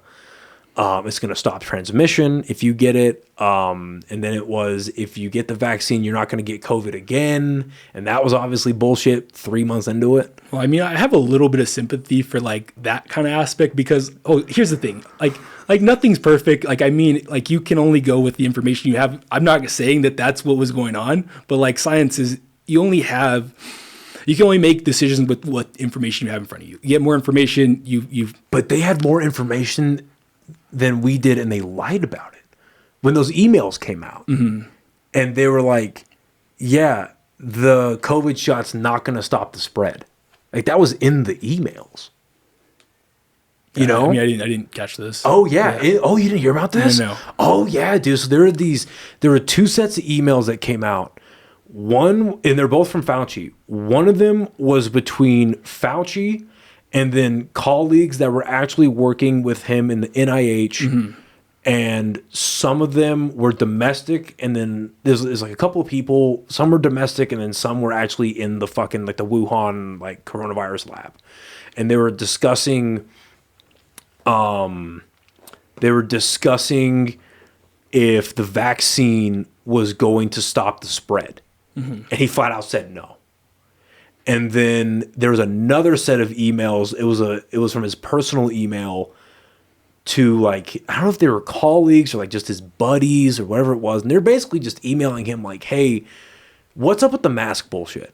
Mm-hmm. Like, are masks actually stopping this? The distancing, the shutting down the businesses, is this actually working? He's like, it's not going to work.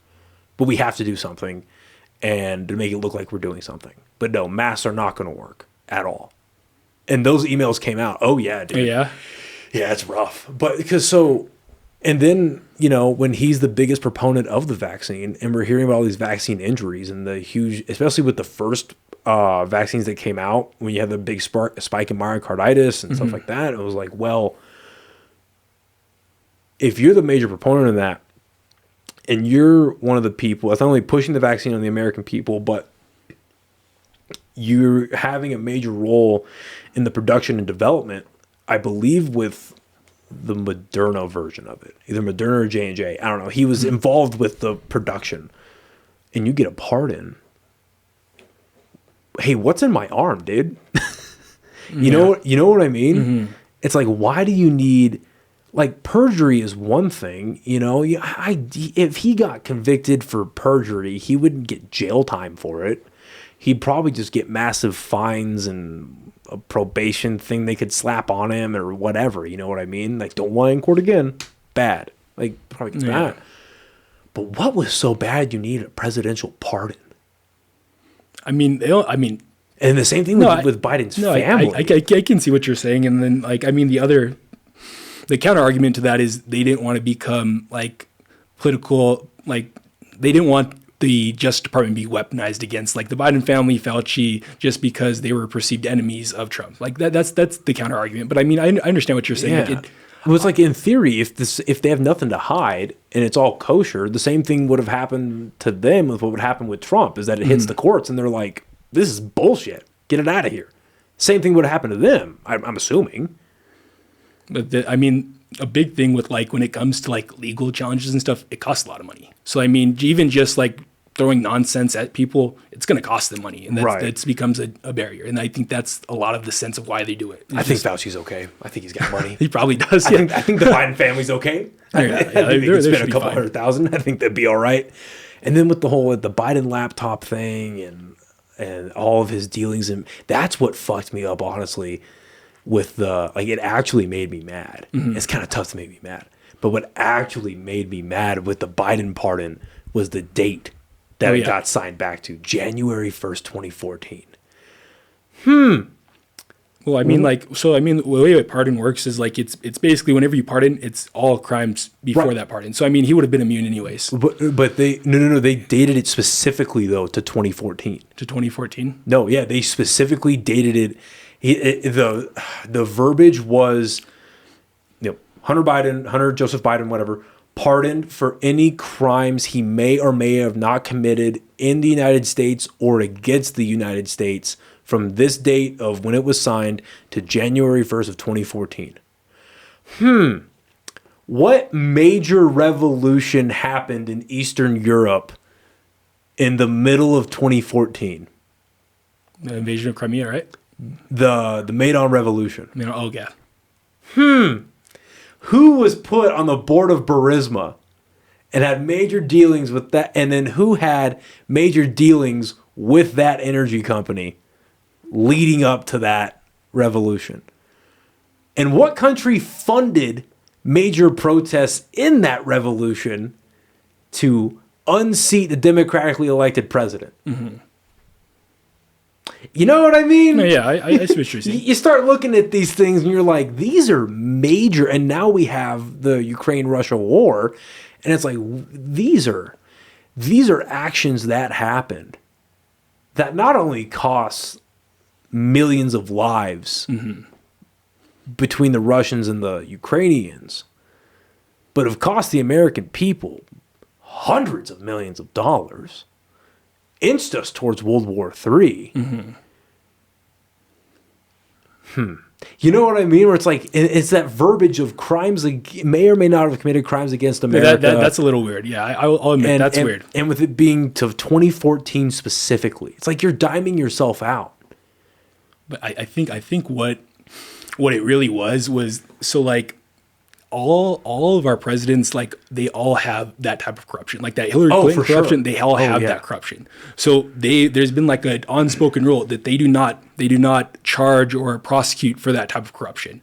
Where they broke it is they started going after Trump for nonsense, right? Yeah. So I think they were really worried that Trump would actually go after them for that corruption because of what they did to him. So I think that they were like, oh, we have to pardon him because we actually did some corrupt stuff. And I mean, they all do corrupt stuff, but like they were really scared that he was going to go after them because of what they did to him. And I mean, ultimately the real reason why they started coming at him with all these court cases because he decided to run. I mean, if Trump wouldn't have ran, they literally wouldn't have done anything. No. They just wanted to make the American people think he was a criminal so they wouldn't vote for him, and it failed miserably. Yeah, because people and I think, would it have lost in the election? I don't think so either way, but if they wouldn't have led with 8 years of he's Hitler, he's a tyrant, he's a rapist, he's a blah, blah, blah, blah, blah. Or even if they started to prosecute him right when he got in office and not wait until he announced that's where it's like, oh, this looks so partisan. Like this looks so like political and like what is going on here? Well, because they tried to impeach him the first time and that didn't go anywhere. And they're like, all right, well, yes, we can. And then, really, if COVID didn't happen, I think Trump would have immediately gotten that second term. Oh, yeah, easily. Now, granted, it's probably a good thing he didn't get that second term. I disagree with that. I think we would have been way better off with him getting that second term because we wouldn't have had the riot on the Capitol. We wouldn't have had the Stop the Steal campaign that he still to this day thinks that the election in 2020 was stolen. Like, I think that we would have just been in a better off position if he would have just got 4 more years right away, because then they wouldn't have had all that time to plan and start implementing all this chaos and nonsense that they're doing. And then I think that after 4 years, our politics is no longer about Trump and we can actually have better leaders. And so, that's my perspective. Let me reframe that. I think you are correct about that if COVID never happens.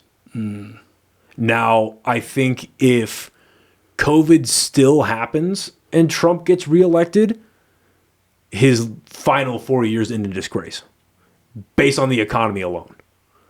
Because a lot of the issues that Biden ran into, and I'm not a fan of Biden, but I can still hand him this.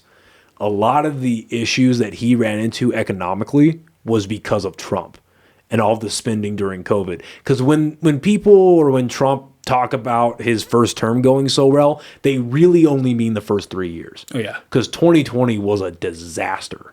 it's just an unmitigated disaster. And I think it's hard to argue against that. Oh, yeah. You know what I mean? And I mean, they fucking locking down the country, all the spending during COVID. I mean, the spending leading up to it was pretty immense, but at least a lot of that spending, especially in the Defense Department, was bolstering the military. And I'm, you know, I was able to see that firsthand being in at the time. But I think you're completely right. If COVID doesn't happen, he gets reelected. It's very good. But I think if COVID happens, he gets reelected and he runs into all the issues that he set up for himself. I think he ends in disgrace, and all the Democrats get to say, "I told you so." Mm-hmm. But then, because it's funny how during that last debate, when it was Biden, Trump, and then Kamala Trump, you know, no discussions came up about COVID because they both fucked it up. No, yeah. You know what I mean? So I think it's interesting. Because that was it 2020 where it was like a $3 trillion deficit between Biden and Trump. Mm-hmm. Yeah, that was, yeah. Yeah, 2020 leading into 21, mm-hmm. Yeah. Okay, so talk a little bit about immigration. Let's talk about the Ukrainian war. Because I think he's not very good on that front. I mean, yeah, I don't think that we're really going to get anything. It's to the point where Putin doesn't have any reason to stop his campaign. Like, he's in a good spot. If he can outlast, like, especially with us saying, "Oh, we're just going to abandon Ukraine." I mean, Europe does not have the military capability or even just the money to continue to support Ukraine. If Ukraine falls, they're scared that Russia will keep going. And the thing is, Europe does not have the military capability to fend off Russia. They've been reliant on the United States military, and they've been heavily investing in like their social safety net programs, and that's why their military has been lacking. I agree. I don't think, because the losses have been heavy on both sides, mm-hmm. and the infrastructure of Russia is not strong. I'm not convinced that Russia can make a major push if we pull out. And I only say that because everyone kind of freaks out on Ukraine for like the conscripting they're having to do and all that. Any military fallings that Ukraine's been having, Russia's having that, if not twofold. Yeah. And yes, they have nuclear weapons. I genuinely believe that Putin, while not a good person, I don't think he wants to use nukes. No. And I don't think, I find it hard to believe this narrative about Russia wanting to, and Putin wanting to rebuild the Soviet Union. I don't buy that. I don't think he has major conquest. I mean, I think it's more with NATO, to be honest with you. I think he's just like, I mean, if you have countries putting nuclear weapons right on your border, right. You're just like, no, dude, like, no, that's not going to happen. I agree completely. I think it's us walking back on our word and pushing up our arms, mm-hmm. where it was the "niet means niet" doctrine, mm-hmm. whereas like that's their hard line. We are not going to push 1 inch to the east of Germany, and sure enough, we did. We keep doing it and keep doing it and keep doing it. And their whole thing has been like, hey, Ukraine's our red line. Like, we've let you come this far. You don't get to put them in NATO. Mm-hmm. Like, if Mexico decided to join a military alliance with Russia or China or North Korea, we would be like, no. Yeah. There is no way you get to do that. Mm-hmm. There's absolutely no way. We'll nuke them right now. Like, there's no fucking, we nuke them, but we'd have real military on the border right now. But I think you're completely right. I think it's the advancement of NATO and the continued, because we have bases in Poland and we have regular deployments out to Poland, and the bolstering of Eastern Europe. It's like, Putin's like, hey man, you can't fucking do this. And I know that Trump and Putin met today. I think they had a call. They had a phone call, yeah. So hopefully good things come out of that. We won't hear about that till tomorrow. But I will say this, this whole I'll end the Ukrainian war in 24 hours, that didn't fucking work out. Yeah, I mean, that was obvious. That wasn't going to work out. Well, when he says that, I'm like, okay, it'll take him a month. Yeah. That's what I kind of took that as. But even then, he didn't do that. How did you feel about did you watch that whole skirmish in the White House between Putin, J.D. Vance, and what'd you think about that? I mean, like, As far as like Zelensky, bro, like what are you doing? Like that's my biggest thing. It's like you're coming here, we're supplying your military with all this support. Like, yeah, I get JD Vance stepped out a little bit, but I mean, Did you say thank you? you just suck it up, dude. Don't try to argue. Don't try to come back. It just doesn't make any sense to me, dude. Especially Trump. He doesn't want that. He just wants you to praise him. He wants you to compliment him. That's how you move forward with Trump. Like, Yeah. I just thought he was just completely bad for just our relationships. I think just like it was just a bad situation overall. Yeah, I agree. And I mean, I kind of see where Zelensky's coming from when he was like, you guys are going to feel it too. Even though he's completely wrong. Oh, yeah. Completely wrong. He's coming from the mindset of my country's getting invaded. Oh, yeah. And it's like, I get that, and it's a high-stress situation, but how do you not go into that meeting? Like, that was the most important meeting of his life. How do you not go into that as prepared as humanly possible? Lives are on the line. Your country is on the line. How are you not going into that with clear, outlined, like, this is what I'm going to ask for? Because all it is it's bargaining in a negotiation. It's like, okay, this is what I'm going to ask for. I'm probably not going to get it, so this is what I'm going to settle for. This is where we're going to... And then just... He claims to understand war, and he claims to understand how countries interact. Even going into that meeting, I don't understand how he doesn't go into that not understanding that there are sections of Ukraine that are no longer going to be Ukraine. Like, lines absolutely. are going to be redrawn. They have to. Sorry, dude. And it's not, and I get it. Like I'm not saying Russia was right for invading. It's not cool, not good, shouldn't have done it, bad. Also, this is a product of being a smaller country. Oh, yeah. And this is also a product of your country entertaining being a part of NATO. Like, I understand why they would want to be. Like, I get it. But being a part of NATO would be great. But if the consequence of being a part of NATO is pissing off your giant neighbor, maybe you guys should have been outwardly speaking, hey, yeah, we don't want to piss off Russia. We don't want to be a part of it. We'd like to have as much help as Russia will allow us to, but we don't want it. We want peace. Why is that not the first inclination? You know what I mean? Yeah. Leading up to Zelensky. And also just not really related, but just the fact that Zelensky was a fucking stand-up comedian before getting... Oh, my God, dude. And then, like, his major... because he was a comedian for a bit, became an actor in Ukraine, in Eastern Europe. And the major thing he was in, I don't know if it was like a TV show they did or a movie, but it was about a comedian becoming president and how hilarious that is. That's so ironic. That's crazy. Yeah. So yeah, now hopefully something good came out of that meeting. And kind of adjacent to it, I didn't understand all the shit that Tucker Carlson got for interviewing Putin. Oh yeah, he got a lot, dude. It's like a lot of flack. Why are you upset about an American journalist speaking to our enemies? That's a good thing. It's because they don't want their narrative to be spread in Western media. That's really what it is. I'd have to agree. Because then they're like, oh wait, he's being reasonable. He's not some crazy person talking about nonsense. He's literally being reasonable. Yeah, it's like, well, the 35-minute lecture on Russia's history was a bit much, but I get it. Yeah, I know, right? But I get it.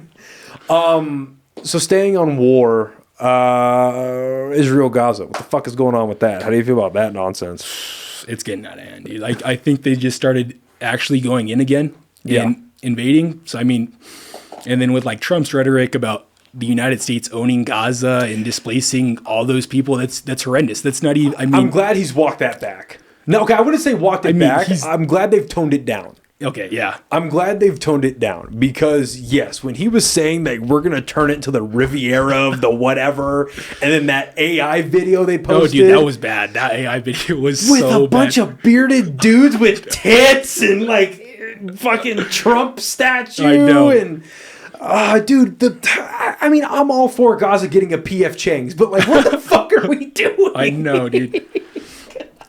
And then, like, my biggest thing when it comes to that is, like, our stated position, like, since the creation of Israel was the two-state solution for both Palestine and Israel to exist. In rhetoric only, though. Yeah, but I mean, But like, it was our stated. Yeah, you are correct.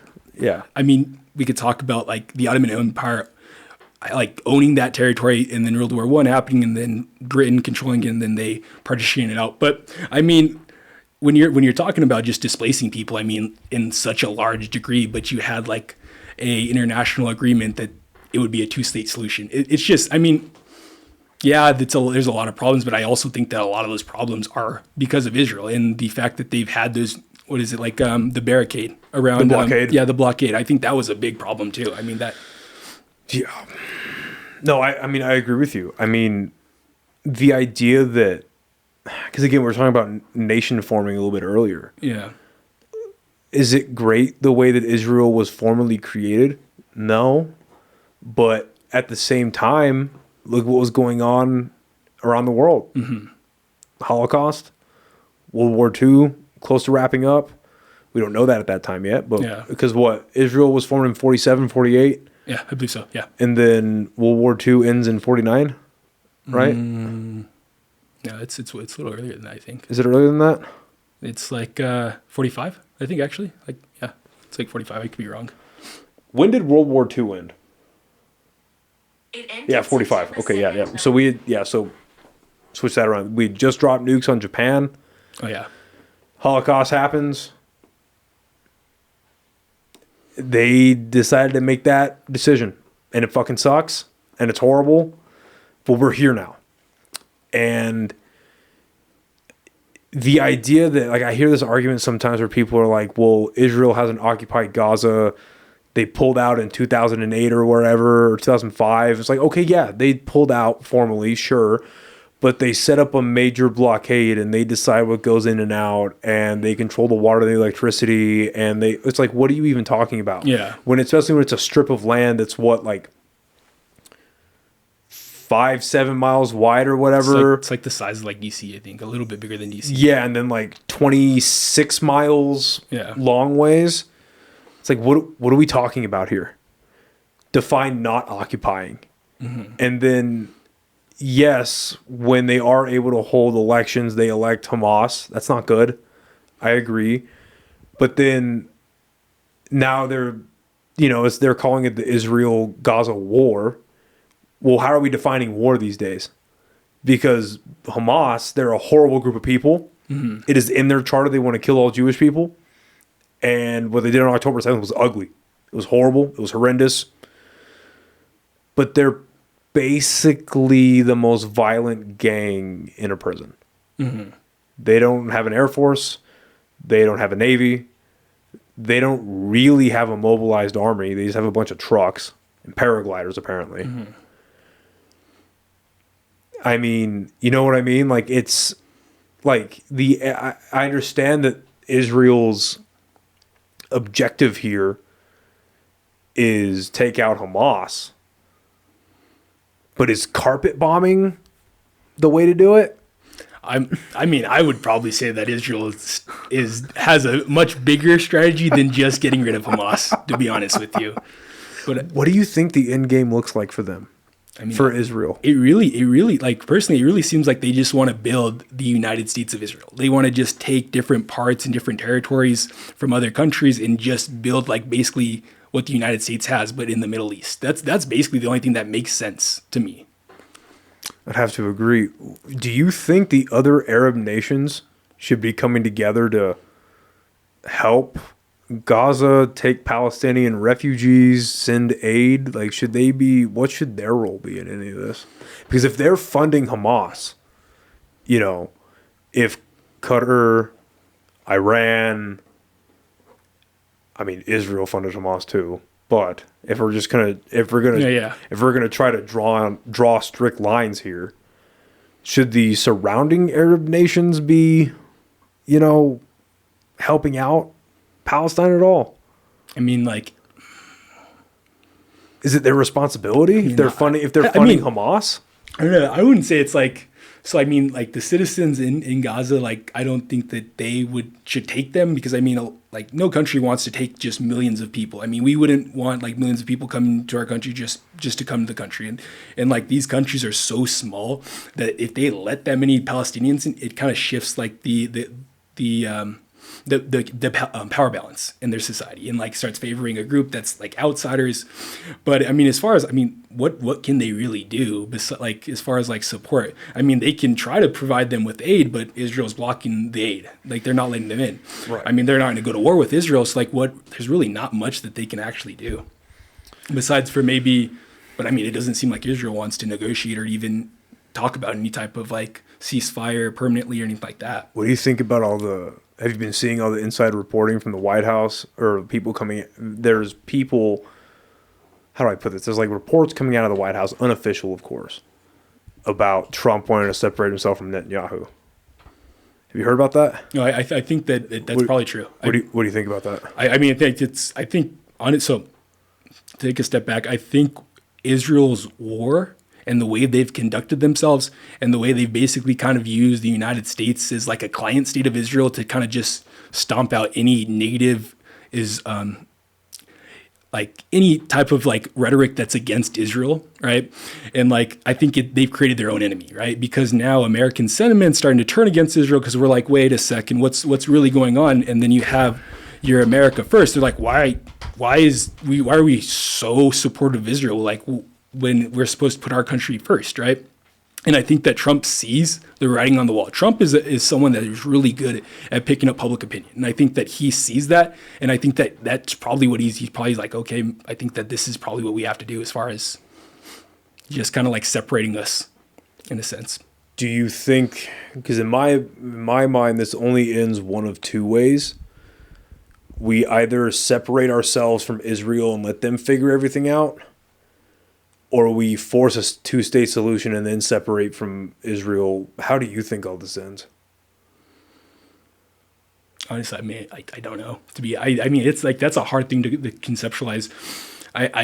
We have the leverage to do what we want. Like we have the leverage to stop Israel. Like we can cut weaponry off. We can pressure them in literally different aspects because they can't continue this war without the United States. They just can't. But I mean, are we going to do that? I don't think so. Why do we fund them so much?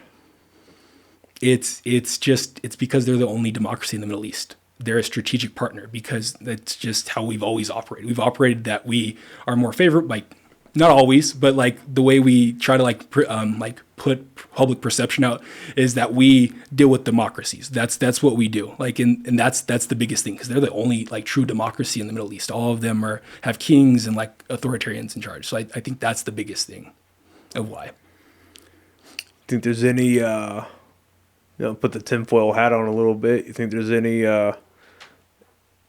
less than favorable reasons why we fund them so much, with the intelligence agencies being involved with them and with the massive, like the Epstein Island stuff, and with him being may or may not have been a agent of Mossad and all? Do you think there's any craziness involved? Let's put it that way, without getting into hyper specifics. But so I mean, like craziness. I don't know about like that aspect, but I mean another big thing is like your what is it? I can't remember which religious group in the conservative camp, but they really see Israel as part of the second coming of Jesus Christ. Oh, the evangelicals. Yeah, exactly. Yeah. They see Israel as essential. Returning the Jewish people to their homeland will bring the second coming of Jesus Christ. So there's that biblical aspect, which is interesting because, at least to my knowledge, as a Christian, there is nothing in the Bible about that. I went through like a rabbit hole a little bit, but like, yeah, there's a New Jerusalem. Yeah. But the New Jerusalem comes after the rapture, during the revelation. Like the New Jerusalem is created. I'm going to butcher this. A New Jerusalem is created after like the major war happens between God and his angels and Satan. Mm-hmm. So that's not even like Israel. You know what I mean? But I think what it is like part of it is like in the text, it says once you return the Jewish people to the homeland, that's the start of like the rapture, I think is what it is. And they see basically Israel controlling that whole area as fulfilling that biblical prophecy. I have to look into that more. Yeah, it's been a while since Yeah. I looked into that, but I believe that that's what it is. Yeah, because from everything that I've read, it basically comes as like Israel's not a part of the checking of the box. You know what I mean? And even when as I hear that too about evangelical Christians saying like, yeah, you know, this needs to happen for Jesus to come back. The Bible also says that nobody knows the day or time. Oh yeah. And nobody knows how and when and where this will happen. So to think that you're going to kickstart the fucking apocalypse or whatever, that's anti-biblical in its own. Oh yeah. And I forget who it was. It might have been, I think it was George Carlin. He had a really good bit about, do you know who George Carlin is? Yeah. Yeah, he had a really good bit about evangelical Christians wanting this to happen. He's like, yeah, these are the guys that are pushing for the end of the war. I don't know that we should support that. End of the world. I don't know if we should support that. But yeah, it's I'm glad that, and it's funny too when people that hyper support Israel, they're like, well, you know, they're just going to keep fighting no matter what. Well, we stopped. You know, when we did the ceasefire, we negotiated that small ceasefire between Israel and Gaza. Guess what stopped happening? The Houthis stopped attacking our fucking ships. Exactly, dude. The Houthis stopped hitting supply lines, and I'm glad that after the whole signal gate bullshit happened, Trump finally came to an understanding with the Houthis, so they've stopped their attacks. So that's good. I think. This may be a bit far-fetched, but I think if there is any president in our lifetime that truly does cut the ties with Israel, it's Trump. Yeah, I mean, Trump is a unique person. Like, he can do stuff that normal presidents didn't have like the opportunity to do just because he's his own person. Like, it's crazy. It's absolutely crazy. I never understood. Do you remember when Trump got Kim Jong Un, or I think it was Kim Jong Un? Kim Jong Un got him and the president of North Korea to shake hands. Yeah. Oh no, South Korea. Yeah. South Korea. Yeah, sorry. Yeah, him and the president of South Korea.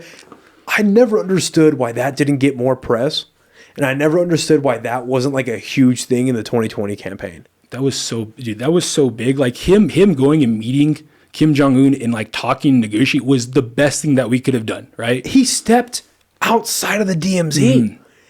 They could have fucking killed our president. Now it would have started fucking World War III and all that stuff. But like, that was on the table. Like I never, you know what I mean? Like I never understood why that didn't get more coverage. Where I would have, if I was Trump, I would have been swinging that in a Democrat's face left and right. Like, I got this guy and this guy to shake hands. What have you done for foreign policy? Yeah, and then even North Korea stopped doing their nuclear program for a little bit. They literally ceased doing that, and then Biden came in, we isolated them again, they went back to doing what they were doing. I agree. I think at the cost of his own life, Trump might be the guy. Yeah. Real shit. Because the last president that hyper-defied Israel took a trip down Dallas one day and got popped in the head. So it's true. Is there anything else we need to cover? Anything else that's concerning you about national affairs?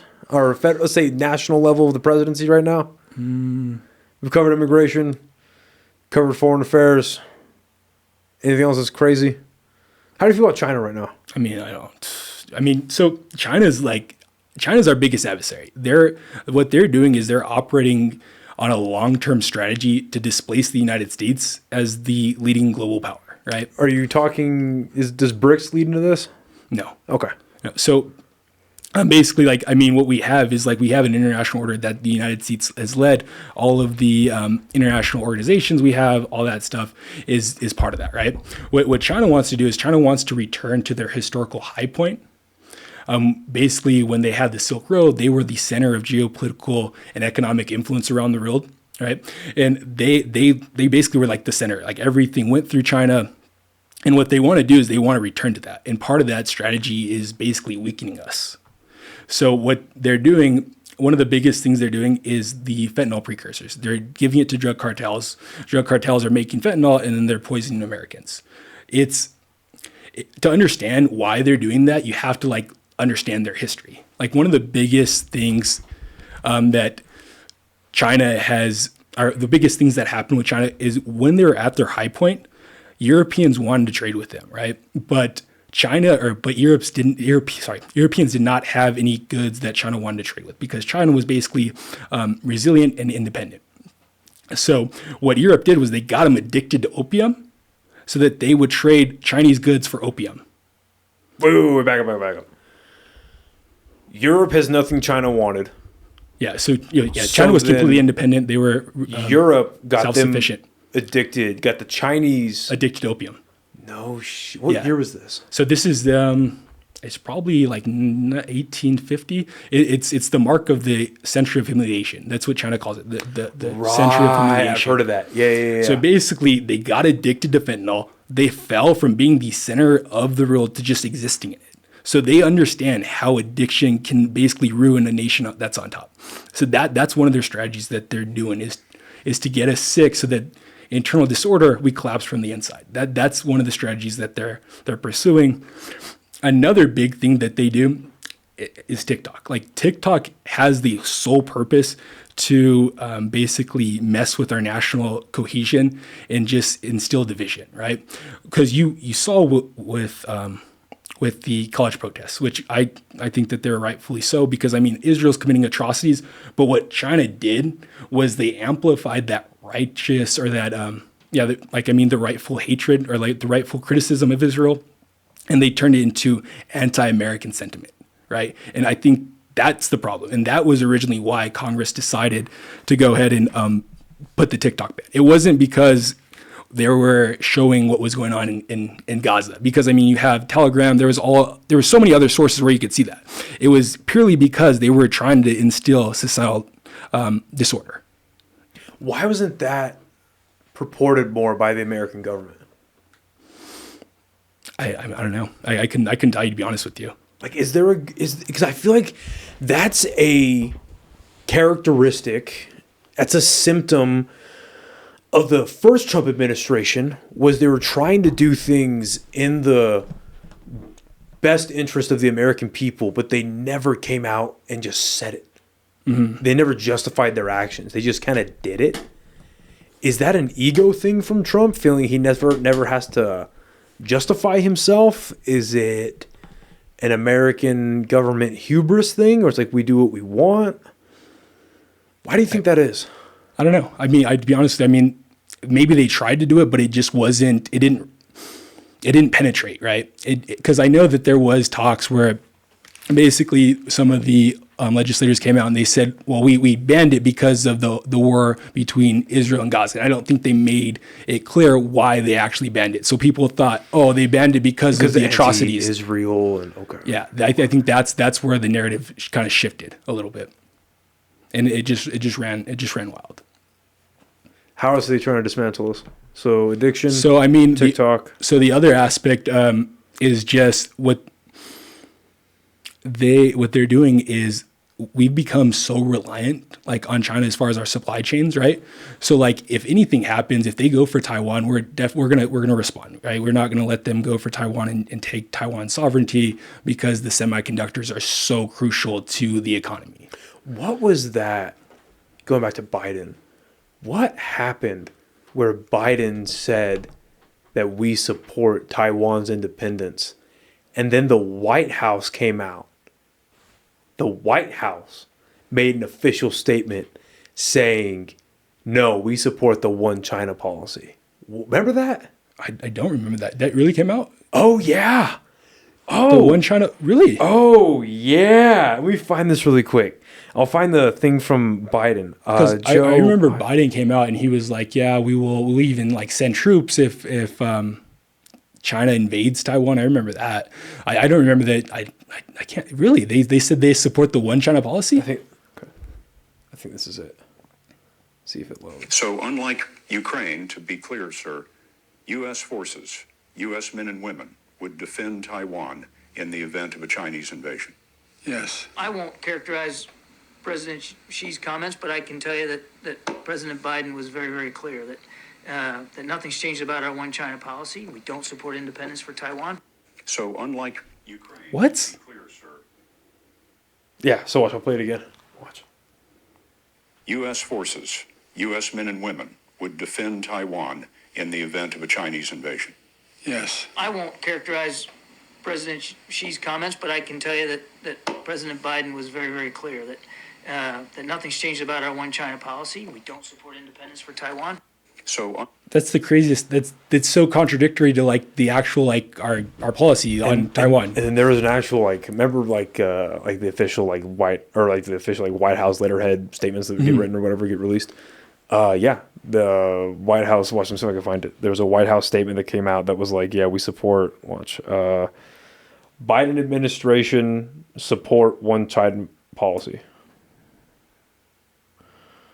China policy. Let me see if I can find it really quick.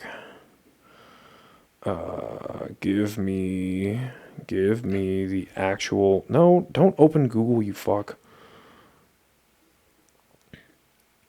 Biden administration supporting one China policy.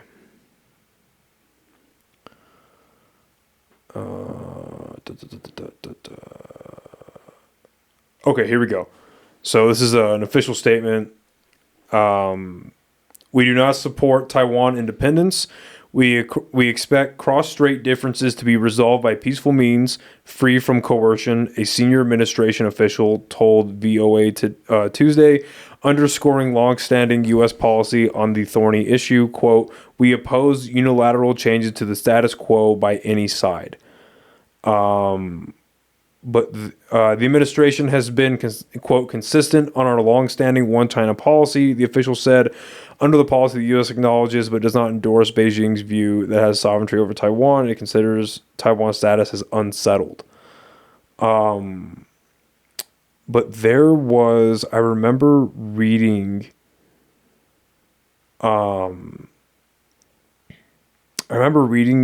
actual document that they had put out that said, hey, basically the president was wrong. Where the fuck is it? And then Biden had to come out and actually say that we don't support their independence. I can't find it. Fuck. But yeah, isn't that crazy? That's wild. Yeah. But anyway, so China makes a move on Taiwan. What happens then? There's no way that we're just gonna let them take Taiwan. Like there's just no way that I mean it's I don't think it's gonna be like an actual like ground to ground combat type of stuff, but I mean it would definitely be. It just depends. It really just depends because I mean the whole China strategy with Taiwan would be to try to take it as fast and as quick as possible. Right.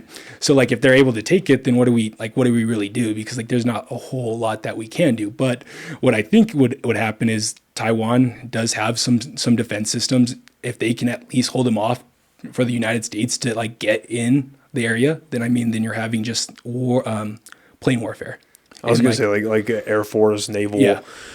Spell out as clearly as possible. Spell out why it's a bad thing that China takes over Taiwan. So why is it a bad thing? Yeah, why is it a bad thing? So I mean, because I feel like people have a general idea: China bad, Taiwan good, semiconductors essential. But like, spell it out like why it's an issue. Well, so I mean, from one aspect, the semiconductors are so important to our economy. They go into everything, like all of our electronics and all that stuff. So like, and they've developed such a good system for doing or for just building those semiconductors that it's unmatched anywhere else. They're just super efficient in it. We can't do that here. Like it would take a very long time for us to do that here at the level that they're able to do it. Why would it take so long? It's because they've just perfected the we don't have the intellectual property. We don't know how they do it. So we would have to basically reinvent the wheel, essentially. Why can't we take it or use their intellectual property over from Taiwan? I mean, it's because it's theirs. Like it's their own like local businesses. Like Right. That's their Right, but why can't we like why wouldn't it be in Trump's best interest to like make a deal with them? So yes. So they actually Okay. made an agreement that they would actually build a plant here in the United States. So that's one positive thing that's coming out of it. But they're holding onto their IP so they can hold on to the money for it. yeah. And then us like, what would be a good example? Not buying their IP or anything like that, but let's say leasing it out. Would it just be too expensive? I don't think they would. Because of how valuable that is, they just wouldn't agree to it. Yeah, I mean, I'm pretty sure that's literally the number one revenue source for Taiwan is their semiconductor industry. They just like, they won't, I don't think they want to give it to anyone or even lend it out. I think that they want to keep that for themselves just because of the advantage economically.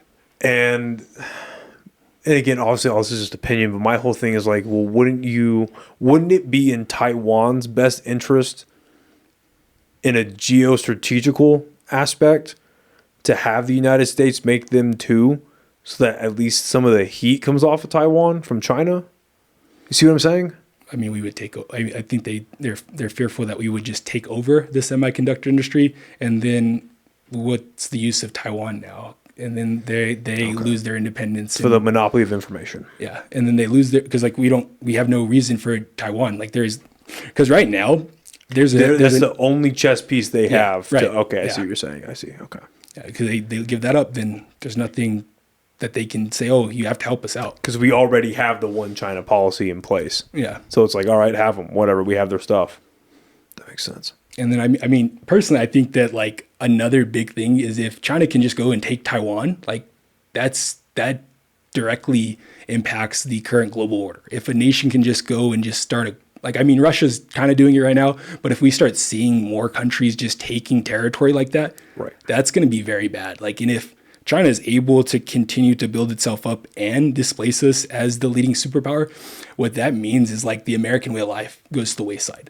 Like we are $36 trillion in debt. The only way that we're able to continue and not collapse is by keeping the US dollar the number one reserve currency. We lose that, we lose the American way of life.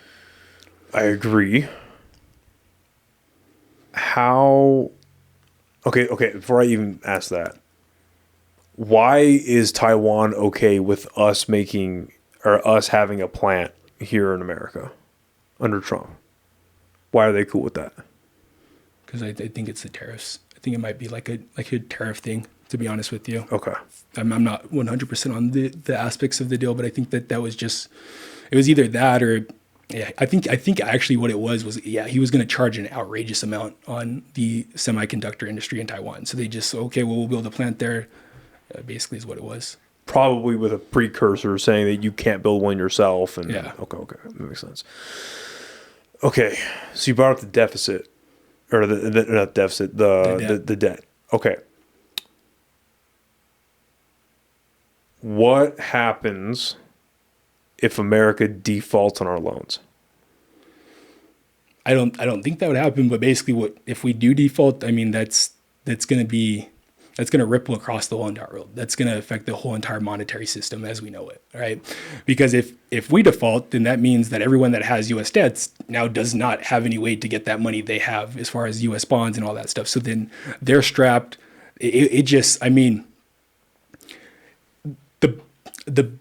So I mean, it could be very bad, or it could be the fact that we just decide, you know what, this is all just like fake. We can say whatever, like our money, like the what is it? The fiat system, the fiat currency, the fiat system it's fake. I mean, it's basically whatever we make it. Well, I mean, the whole reason we're on the fiat currency is because of Nixon. Yeah. With the French, you know that story, right? Yeah. So people who don't know that story, basically, this is the dumbed down version of it. But basically, what happened was we were on the gold standard, and we were like, yeah, we have the gold to back up the money, and blah blah blah. And France was like, how much you got? We wanna cash in a little bit of our stuff. And Nixon was like, hey, no, you can't do that. Stop it. And they were like, no, we're going to. Give us some of our gold, please. And then Nixon got in front of the American people and was like, France is trying to demolish the American economy. We're going to temporarily get off the gold standard so we can reorganize our stuff. And we just never got back on. Yeah. And now it's all this in the wind, not tangible, you know? I mean, you could also see, I mean, if we do default, I mean, you could just see a global reset on debt. Like, I mean, that's happened in like civilizations before. I don't see how we can do it though. I was going to say, like, is that a bad thing? Like, if we just say, if all the world leaders came together and was like, chill. What if we just agree to like drop all our debt? We cool with that? We couldn't start that conversation, but if we got someone else to, like, what if Yeah. we just stop the fucking debt? But I mean, I think what it would probably be is like they would be like they'd come together and they'd say, you know what, we're just going to treat debt as if it doesn't matter. I think that's more realistically what's going to happen. Because that's what we're doing right now. Yeah, I mean, they don't care. Like the current bill that the Republicans are going to pass, debt's going to hit 60 trillion in 10 years, based on what the figures I've seen, which is crazy, which is absolutely crazy. Are you disappointed that Doge didn't work out? Because I am.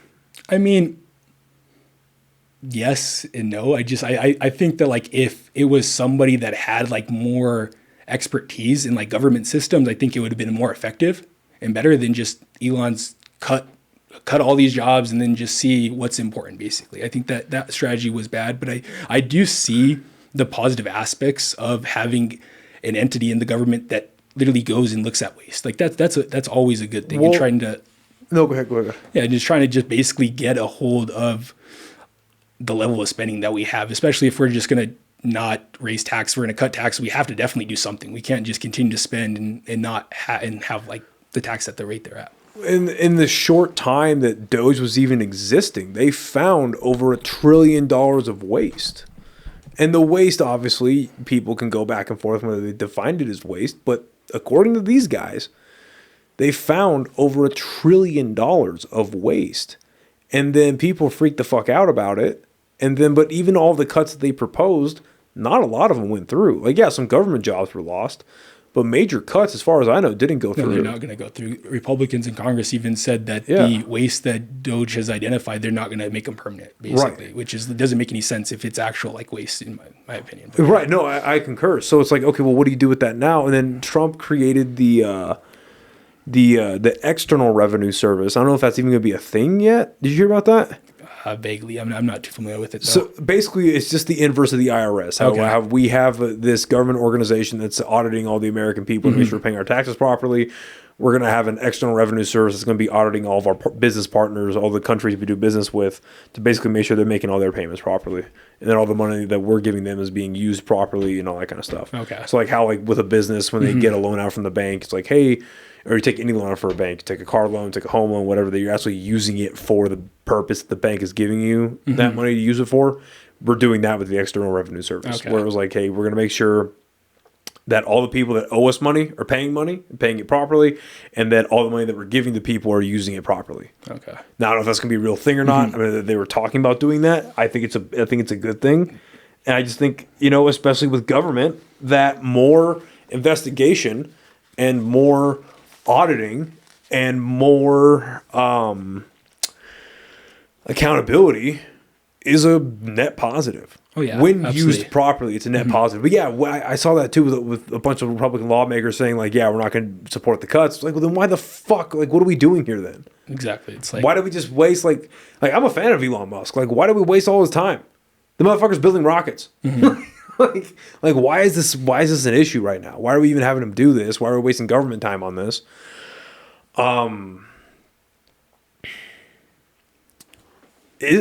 Are there feasible ways to fix the debt? Because it's just ballooned. I mean, we're at what, 39 trillion? you'd have to raise taxes. We'd have to strategically raise taxes on wealthier individuals. I mean, that's the only like real solution. And as far as like maybe fixing certain systems, I mean, like the biggest thing that we spend our money on is healthcare, right? Right. We could transition to a single payer system, save money. But are we going to do that? No. I mean, there's things. Would that not just dismantle the whole healthcare system, though? No, because I mean, what do you mean by that, though? So with the single payer system, meaning that it pretty much all becomes privatized, right? No. So basically, my concept of like a single payer system is it would be like a national healthcare fund. That healthcare fund would go to cover the costs of healthcare for the American people, right? And like, there's been multiple studies that have been done that says, okay. I took that the wrong way. I see. You're talking about basically universal healthcare. Yeah. Okay, I see what you're saying. Yeah. Okay. No, not just like, yeah, it's like, yeah. Okay. But yeah, so like there have been multiple studies that have come out that a single payer healthcare system like Medicare for all, just to kind of put like a title to it. Yeah. It would be like we'd be saving like $500 billion, like like within 10 years, like 10 years, we'd be saving $500 billion each year. The argument that I hear against the universal healthcare system that it undercuts competition and that it undercuts innovation. Is there any, So I mean, in your opinion, is there any? So I mean, like I can hear that, but like the problem with our healthcare system, the reason why it's so expensive, we're literally paying twice as much as any other developed nation, and our healthcare outcomes are more comparable to like a third world country, not a developed nation, right? And it's because we have a middleman. The insurance companies are just sitting there just to make profit. That's all their purpose is. All we're doing is just taking them out. And then basically we would have a system where the people that deserve to make money, our doctors, our nurses, our medical professionals, they would profit. They would still profit. They would still make their money. And then we can even have like a tiered system that the more expertise you have, the more money you get, basically, in a sense. I mean, we do something like that. Yeah, it would definitely save us a lot of money because that's the biggest reason is just the profiteering in healthcare. And the reason why they're still in place, obviously, is because of the lobbying systems. Yeah. Yeah. I saw a couple days ago that they are putting in I don't know if it's an executive order or if they're trying to make it into a law where it's crazy that it's not one already, but where before you buy a medication or before you pay for something, you know how much it costs.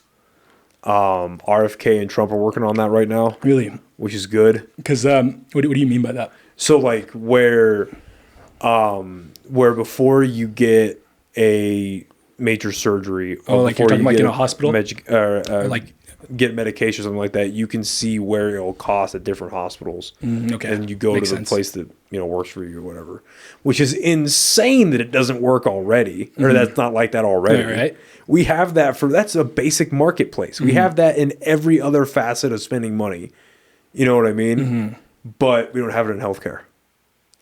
So I hope that works out. I hope they get rid of, I think, a way to undercut the healthcare, not undercut, but a way to get the bad money out of healthcare. A huge way to do that is to get rid of all the fucking, all the pharmaceutical ads on TV. So but that's an infringement on your First Amendment right is the thing. That's the problem with that. Yeah. But it's like First Amendment stuff. But then if you do that, you basically get rid of cable television.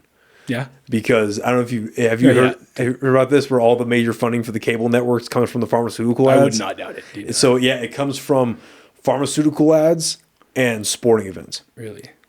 I know this is going to be a shocker, but the legacy media, I know they don't make any money. Makes no money. I know. Cable television shows, no money.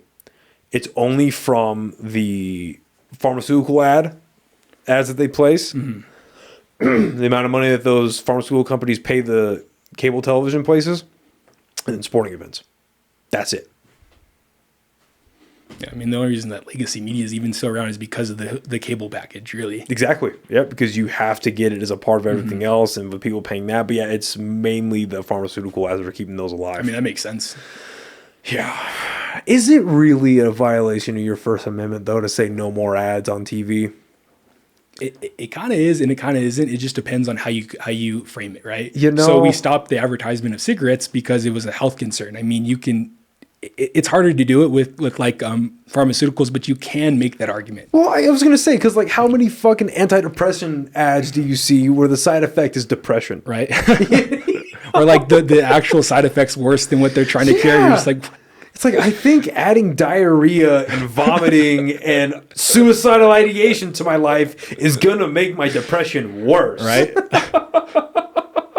I never heard of shitting out my depression. Like, you know what I mean? Like, Yeah. that's not going to happen. All right. Okay, we talked about China, healthcare. Anything else about healthcare that's concerning you right now? You need to run for office, bud. I plan on it. Good. But let's end on that. What's your political aspirations? So, I mean, as of right now, what I'm looking at doing is running for county commissioner in Sandoval County. Okay. What does that mean? So, what do you mean? But what's the county commissioner So do? basically, it's one step below the state legislature. So Okay. they're the lawmakers for the entire county. Okay. So they do like the biggest thing is just like zoning. Like zoning, since Sandoval County, part of it's Rio Rancho. We wouldn't handle like the Rio Rancho part, but we would handle the non-incorporated areas. And that's more for like business development and stuff like that. We're gonna have to do a whole other podcast about your stuff. I want to get into that, but I want to get into some basic stuff here because I did not realize it was already 9 p.m. Really? Yeah. Jeez. I want to do a whole other podcast about your political aspirations. But with county commissioner, let's talk about the basics. Right. So dealing with zoning, dealing with drafting of legislature, qualifications to be county commissioner other than being elected. That's it. Just got to get elected. I mean, that's literally with any like elected official position. Like, Right. With the exception of like the age stuff and all that. Oh yeah, but, exactly. Yeah. You just got to get elected. Yeah. When are you planning on running? Next year. Next year. How are you going to do it? What do you Like, how are you going to... So, like, I mean, my Because biggest... you got to get, like, signatures and, like, the funding and all that Well, stuff. my biggest strategy, I mean, it shouldn't be too expensive to run for county commissioner. I was looking at it.